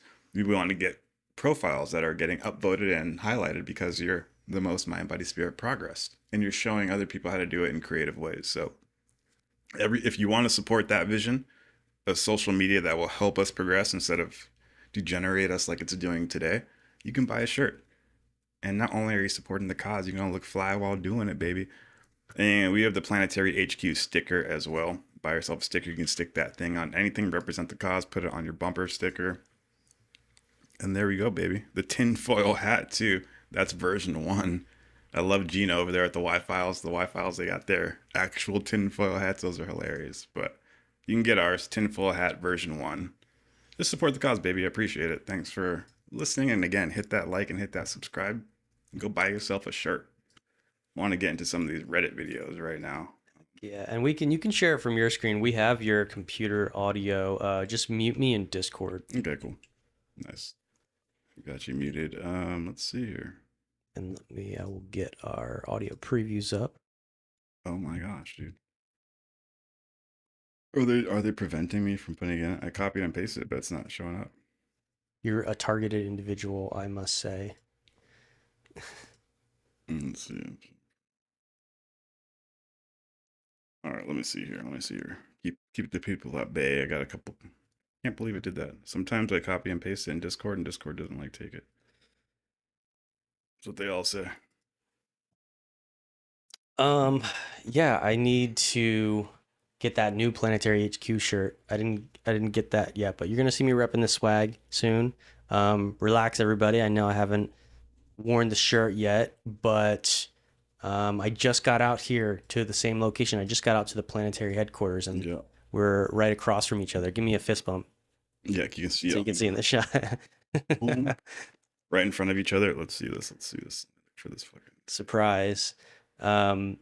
Yeah, we're gonna be testing out some new kind of shots in the studio. We're hoping to get a wide shot here. I got a GoPro that can work. So yeah, you're gonna see a lot more variation. But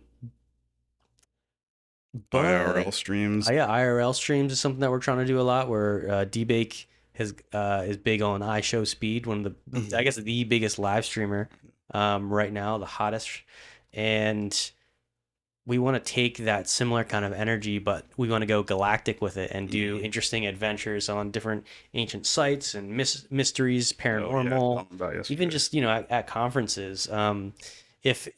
Apologies to everyone who saw our live stream scheduled for yesterday, looking at the Chucalissa mounds. We had that up and we were there in person. We got there a little late, and so but we also found out that they wanted to get like a formal permission before we filmed anything. Yeah, we showed up with the camera. They saw the camera and they were like, "Whoa, whoa, whoa, whoa, whoa!" Had my whole rig, and it was probably intimidating. And they're like, "Wait, we need to make sure whatever you're filming is aligned with our brand profile here." Yeah, all right, dude. Make you hot. And ever since Ancient Aliens and Ancient Apocalypse, Graham Hancock show, there's been a lot of stigma between the UFO community and the archaeological community. Okay, yeah. Because all these UFO people are coming into these ancient sites, and these academia archaeologists like Flint Dibble on the Joe Rogan Experience, how he had the Graham Hancock debate. And, I don't think I heard it, but yeah, I know. It's a fierce debate. Yeah. He's a real archaeologist. He was accusing Graham Hancock of being a white supremacist, whatever. Just saying that, all these UFO people saw ancient aliens, are running into these ancient sites, and the college academias, they're like, these are from the Mississippian culture, and they evolved over thousands of years, and they built pyramids, and it was so that their ancestors could have a good life in the afterlife, whatever.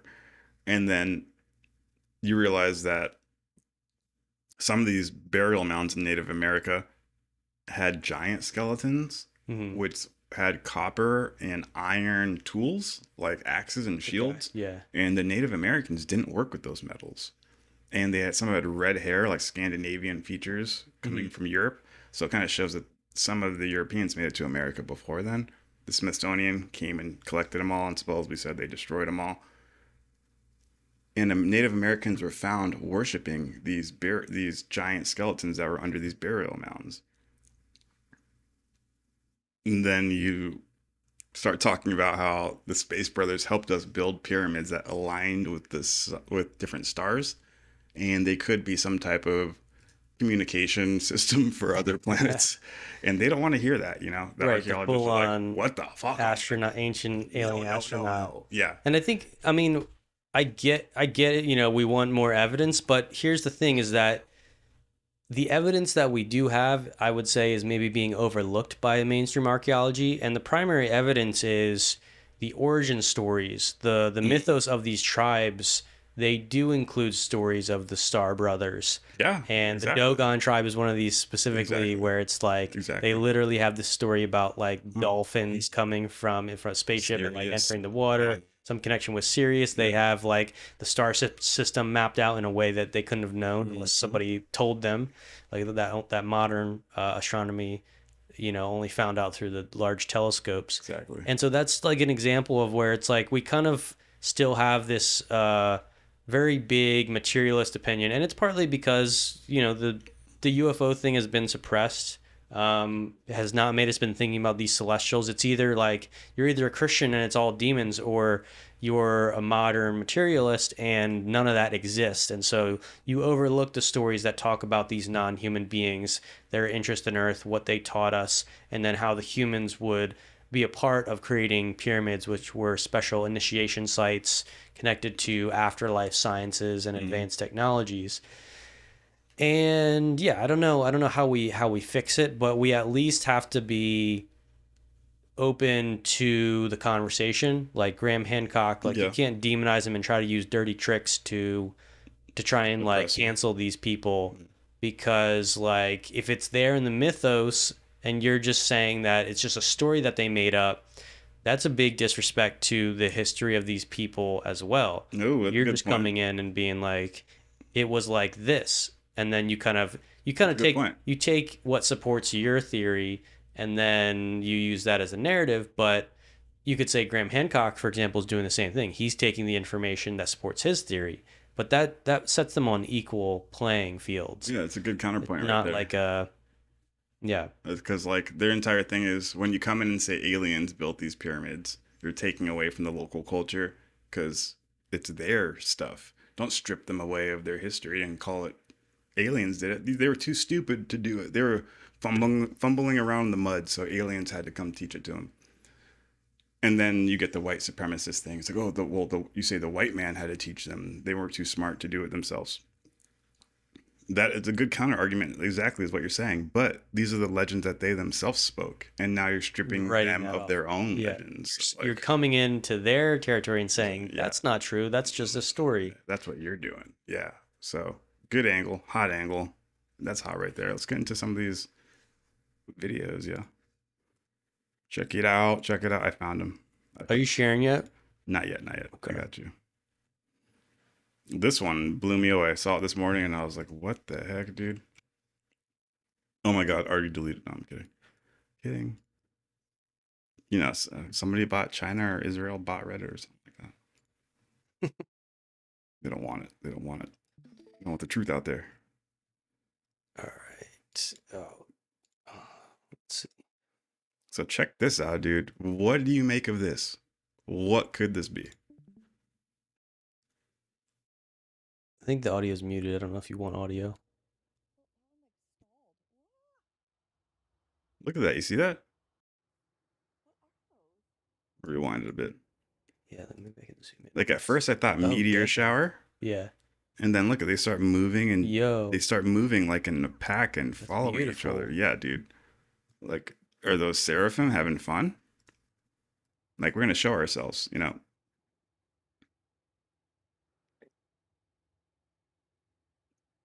Is this like a recent video? What was the description? Yeah, it's total description in the first comment. I'll go to right after.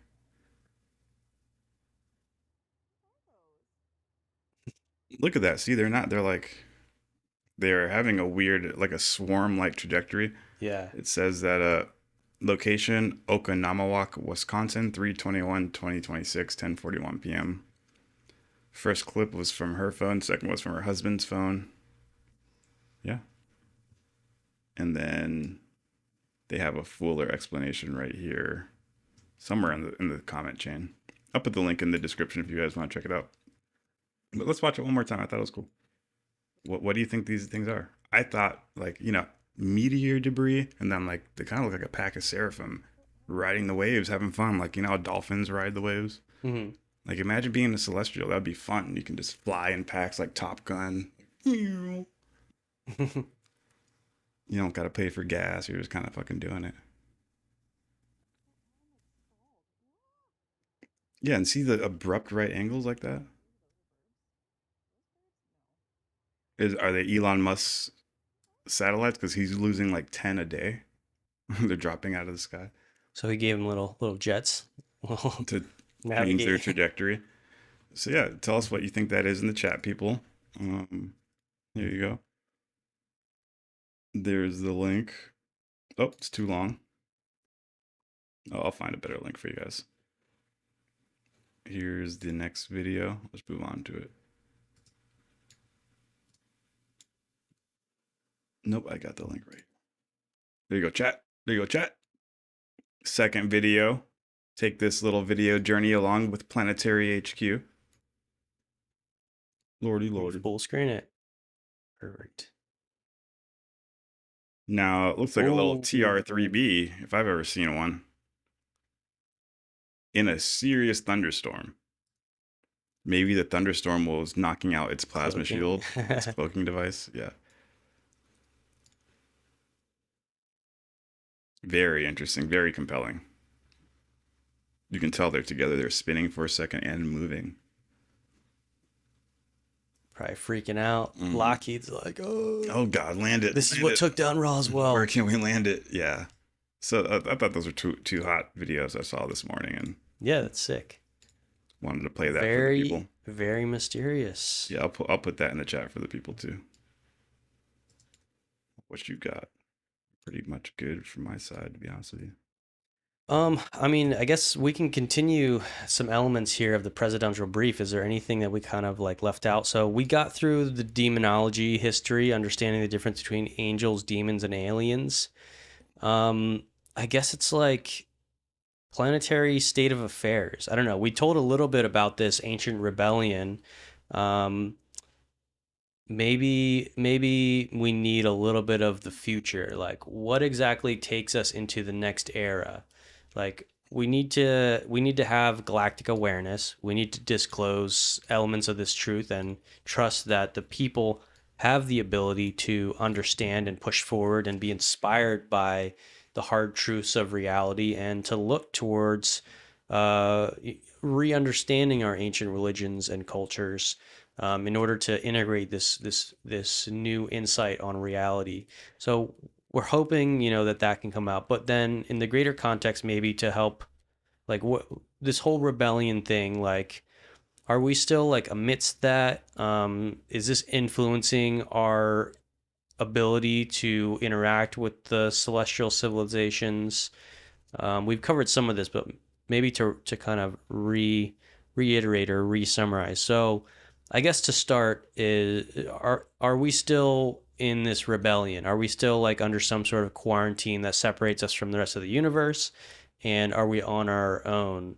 Or is there forces of good just as there are forces of dark who have been on this planet as rebels for a long time?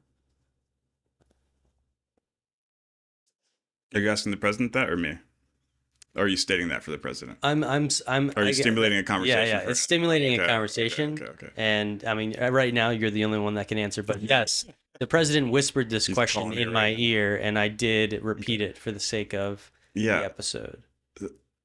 I think a very important factor that we have to also add on top of this, because we're kind of looking at it as like, an ontological framework, a mental conceptual concept frame. The rebellion happened on Earth. Earth is all crazy. Bunch of different ETs. We're kind of caught up in the mix. It's a very unique situation, but this doesn't happen on all the planets. There's billions of planets out there. And on a regular planet, this is not even the case. Like we said, they get grandfathered into the Galactic Federation. But I don't want to only focus on the tiger that's about to attack her. The perceived threat when there is no threat. I don't want to be in that fear mode the entire time. But what's it like on a different planet? What are those planets there for? If they're already in the Galactic Federation, what do those citizens experience on a day-to-day life? What is this reality meant for? What are planets meant for? Because we're clearly not there right now. I imagine if you're on a regular planet, when you wake up every day, they have a routine for your life. Like, they know why you're alive. They say you're here. We're going to maximize your mind, body, spirit. We're going to turn you into a Da Vinci-like character. Everybody's going to be their own version. And we're going to see how dope we can max out your personality potential. They're probably like floating shit with their minds. They're so good, I don't know. Like, they're looking at reality so different than the way we look at reality, that they're almost like cultivating spiritual energy for like anti-gravitic purposes or something like that. Like, when you treat someone nice and you feel good on the inside, right? Or like when we do these podcasts or we go to conferences and we speak and the people listen, they engage, and they asked so many questions the last time we spoke at a conference, and I wasn't even ready for them. Like, oh wow, they're really hungry. They've never heard this stuff, and they consider us as giving them answers. So they flooded us with questions, and I'm like, this is awesome. This is making me feel great. It's making me feel like I'm doing my purpose on planet Earth, and that's a real feeling. And then when we answered the question to them, that's a real vibration inside of them. Now imagine if you can cultivate that on like a football stadium level. If that's a real vibration, could you somehow harness that, and could you make like things float? Like, I'm talking like advanced planets where they're doing like Mirage physics, where they figure out like, yeah, the reason why nothing's working on your planet is because you're not cultivating Ushlaka, which is like the energy of truth being told and energy. truth being received, I feel like that'd be a true vibration. And the Keys of Enoch talks about that the truth is a real energetic vibration in the cosmos. So that's how I'm looking at all this on advanced planets. They know the meaning of life and they're here to hit their potentials, and they have extremely advanced techniques to do this. And they cultivate, like, society and spirituality is like a science to them. So knowing that, can we apply that to here?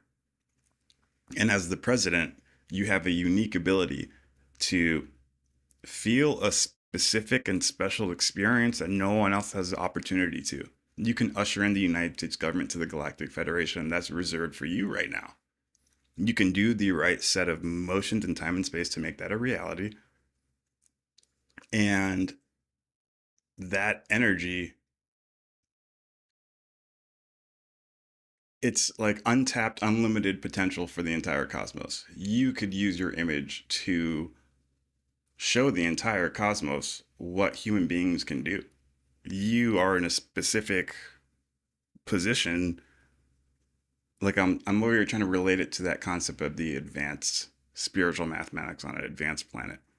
He has the ability to practice an advanced technique right now that could propel our entire planet to like a new era, which changes the laws of the video game very quickly. It compresses the programming and it makes the celestial beings land quicker.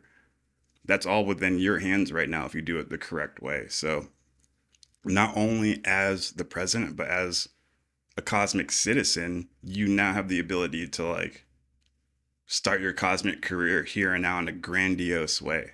And not just you as a president, but for the people who's just listening to this or watching this, you can apply yourself now because you know what the universe is here for. It's here to hit your potential. If you're just a regular person, you can become a Da Vinci-like character to hit your potential and change humanity. If you're the president or his cabinet listening to this, you're in a huge position already to change humanity. So if you can wake up to your cosmic citizenship and be like, I want to be a Da Vinci-like character, even as the president, and your cabinet members also want to partake in this interstellar adventure, then you guys can show the rest of the world that you can be Da Vinci-like cosmic characters right here and right now. And that to me is like a spiritual formula, a spiritual dance, a theatrical, crescendo that you can experience right now. Yeah. So like, how are we going to do this? The information, the ball's in your court. So what do we need to do? We need that visionary to step up. Yeah, exactly. And, well, really, I would say, let me abstract to one level. We need the visionaries to step up, because I don't want to put this on any one person. A lot of times people want like one guy to be the guy and everything's like likable about them and they represent everything good. And in the case of the president, that's not who our presidents are. There's no one guy that's like super noble. They're all put in a very difficult position where they have to make the calls to what wars we're going to enter. And unfortunately, a lot of like memories get attached to what war did this president do in this era, and did they succeed, and is that a win for America or was it a loss for the world? Did we do the right thing? All that stuff. But like, we need to think higher. We need these visionaries. We need the cabinet. We need the staff. We need the Pentagon. We need key individuals to step up and support this galactic mandate, this galactic inheritance that we are given as a part of this time-space sandbox evolutionary life program that is being put into play by, the infinite. We are on a stage with these aliens. Oh, yeah. Just because they understand, and maybe this gives me a chance to address, like, there's also a lot of fear because of what they call supernatural phenomena involved that we observe in UFO phenomena, right? For example, this concept of telepathy. Contacts are getting mental images and like a mental narration instead of the being actually talking. That's scary because it seems very unknown to us. And it almost makes us say, if they can talk in my mind, are they projecting an image in my mind too? Am I even seeing them for what they are?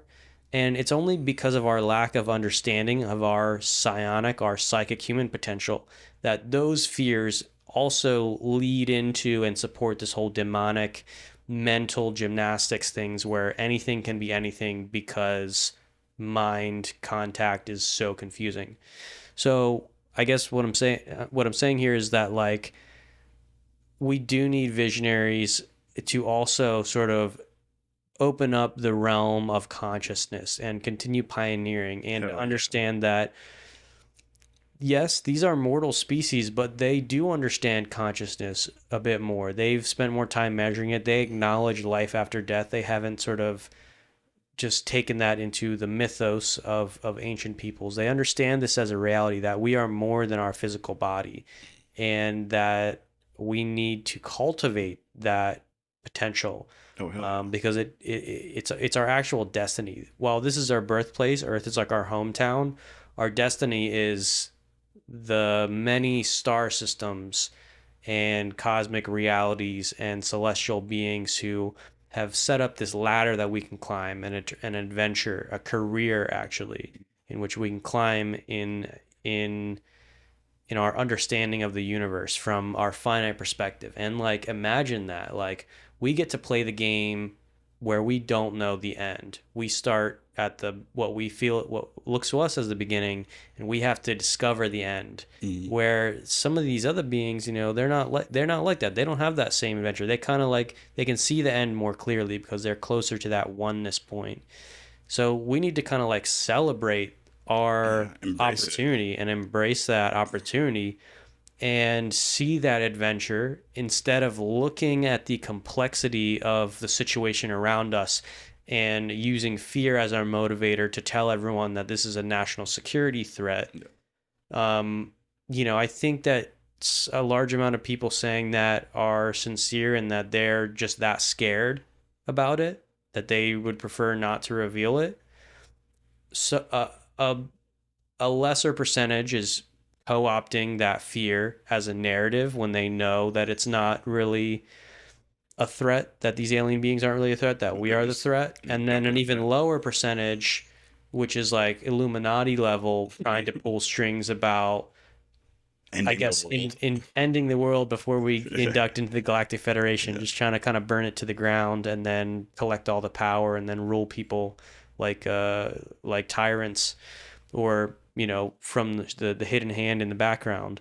There's kind of levels to this, and wherever you are, Mr. President and the cabinet and the Pentagon officials, wherever you are, you have a role to become a visionary, someone who steps out of the fear and into the next generation. Star Trek, the next generation.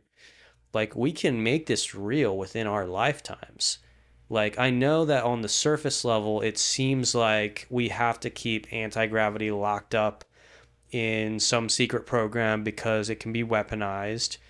But if you actually want to release 0-point energy to the world because you know that it can solve certain sustainability and just the resource war of always trying to use these limited resources and provide for a population, and that creates different social classes in a capitalistic system where resources are hoarded and not distributed because they're scarce.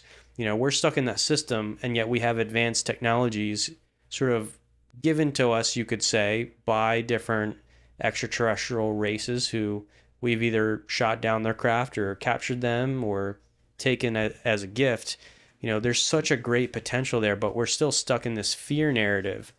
Now, yeah, if you're one of these people that knows about the secret technology and you feel that it's never going to see the light of day, understand that there is a path forward, but it involves first acknowledging the truth of our place in reality. We need to break the secret that we are not alone. That comes first. And then you have to believe in the people. You have to believe that this is not something that fear will dominate, that inspiration will dominate, and that the individuals in this field will become not just vindicated and be like, yeah, we're right, but like, oh, wow, like now we're actually working on this problem together. And then eventually we'll realize, oh, this is less of a problem than it is a perception and an inspiration, and visionaries who are working towards a cohesive galactic integration. Like, I get it. There's a lot there. There's a lot to it. No one wants to be the one to step up. Everyone feels like it's someone else's responsibility. You know, oh, the president should disclose that. But like, well, no, we need you because you know the right questions to ask, because you know where the information lives in these programs. Like, we need you. We can't do it without you because you've compartmentalized and spread the secrets. And now we need, as a culture, as a planet, to re-understand this history. So, yeah, that's my words of power, you know, for the people most closely involved. I guess for the general population, those who feel that they, you know, well, I don't have access to UFO proof, so it's not really up to me whether this disc gets closed. He's a good actor. It's like there is a role to play here as the citizen, because, you know, you have representatives, I guess, you know, that we're supposed to be in this democratic process where what the people want gets sent up the chain and we can actually get that. And so we do need to not just use simple war concepts and divide the government into the faction we like and the faction we don't. We need to be negotiative here and get on the same, I guess, wavelength about the higher truths that supersede the other lower family quarrels, and be like, wait, you know, I know we're deciding on this new bill, but like, we keep getting these whistleblowers that are telling us something about this like crazy nature of reality. Like, we need to investigate this. So I guess, you know, for you, the people, we need to get, you know, more representatives on this and aware. And we need to open this subject up as not just something that's on Ancient Aliens History Channel, but, oh wow, this is a moment in the culture that we can participate in. So yeah, I mean, I know there's a lot more there, but just stay tuned to Planetary HQ. We're going to be talking about all those opportunities. Oh yeah. At the end of the day, disclosure, you are responsible for your own disclosure. It already happened. And, you know, you can take pride in that you found the answers before it was cool. Because this is going to be so big in the near future as more information comes out that, you know, it's going to become, it's already becoming normalized to talk about. Oh yeah, dude, it's like finding the Beatles before they were the Beatles. You know how like you see the videos of the girls going to Beatles concerts and like fainting because they can't even believe they're in front of these guys? Like people were falling out in front of Elvis, Jimi Hendrix, just because of like the magnanimous presence, the thought-form presence. You see girls just like falling out. Like, that's what this is on like a 20 times bigger scale right here, baby. So I'm sorry for all the viewers out there who fainted by listening to this. I didn't mean to knock you guys out. Shoot us a message in the Discord, join the Discord. Don't forget to hit that like button and hit that subscribe button. Saw a bunch of new people just join the live stream. I think this is the end, so we got about 2 hours of juicy information for you guys. Rewind it to the beginning, and you guys got a great Sunday afternoon. We go deep. We're talking about the demons, the angels. JD Vance is wrong. They're not all demons. Most of these presidents are wrong. Why? Because they're getting briefed by some bullshit spooky fools who can't even show their faces. That's why Planetary HQ got to do their job for them. So that's why we use this episode to brief the president and his cabinet. They're going to walk away with this fucking feeling pumped up. I'm sure their armpits are sweating down to their fucking hips because they're like, I can't believe this. I can't believe this. They're going to go buy a Urantia book because they need to understand it now too. The military is going to stop shooting space lasers at these fucking space brothers because that's fucked up. And we revealed the true Mount Rushmore faces. Ooh. The Illuminati. This is what they plan to create in 2027. The big hype fest that they're talking about. Okay. They're going to carve Mount Rushmore into what you see in the thumbnail. Wow. So space. And they're going to be like, you thought it was the presidents that rule the world. You're wrong. It's the space brothers. They pull back. They dynamite, and then you see Ashtar. No, but I hope you guys had fun. Hope it was a little bit entertaining and it wasn't too dry. We might try to IRL stream later today. Maybe not. Maybe later this week. We'll play it by ear, but we had a couple more. We're going to start doing that a lot more. So if you're listening to this, you are the resistance.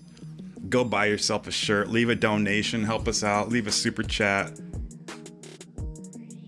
Just gonna dance for a second for the Space Brothers. Remember that every time you do something on Earth, it's getting watched. You know, your cosmic career starts now, and you can show the entire universe what these stupid little cavemen are made of. We have the chance to be the only planet in cosmic history who got ourselves entrance into the Galactic Federation without a physical celestial being on planet Earth representing us.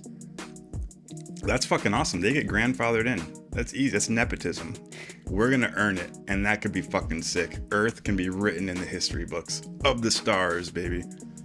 Planetary HQ, baby. All those other planets are going to be like trust fund babies, but we worked from the bottom to the top to get where we are.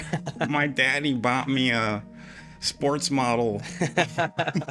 We're like, oh, we had to reverse engineer that. It took decades. Hell yeah. So yeah, let's do this thing. We're taking it back. The revolution will be televised.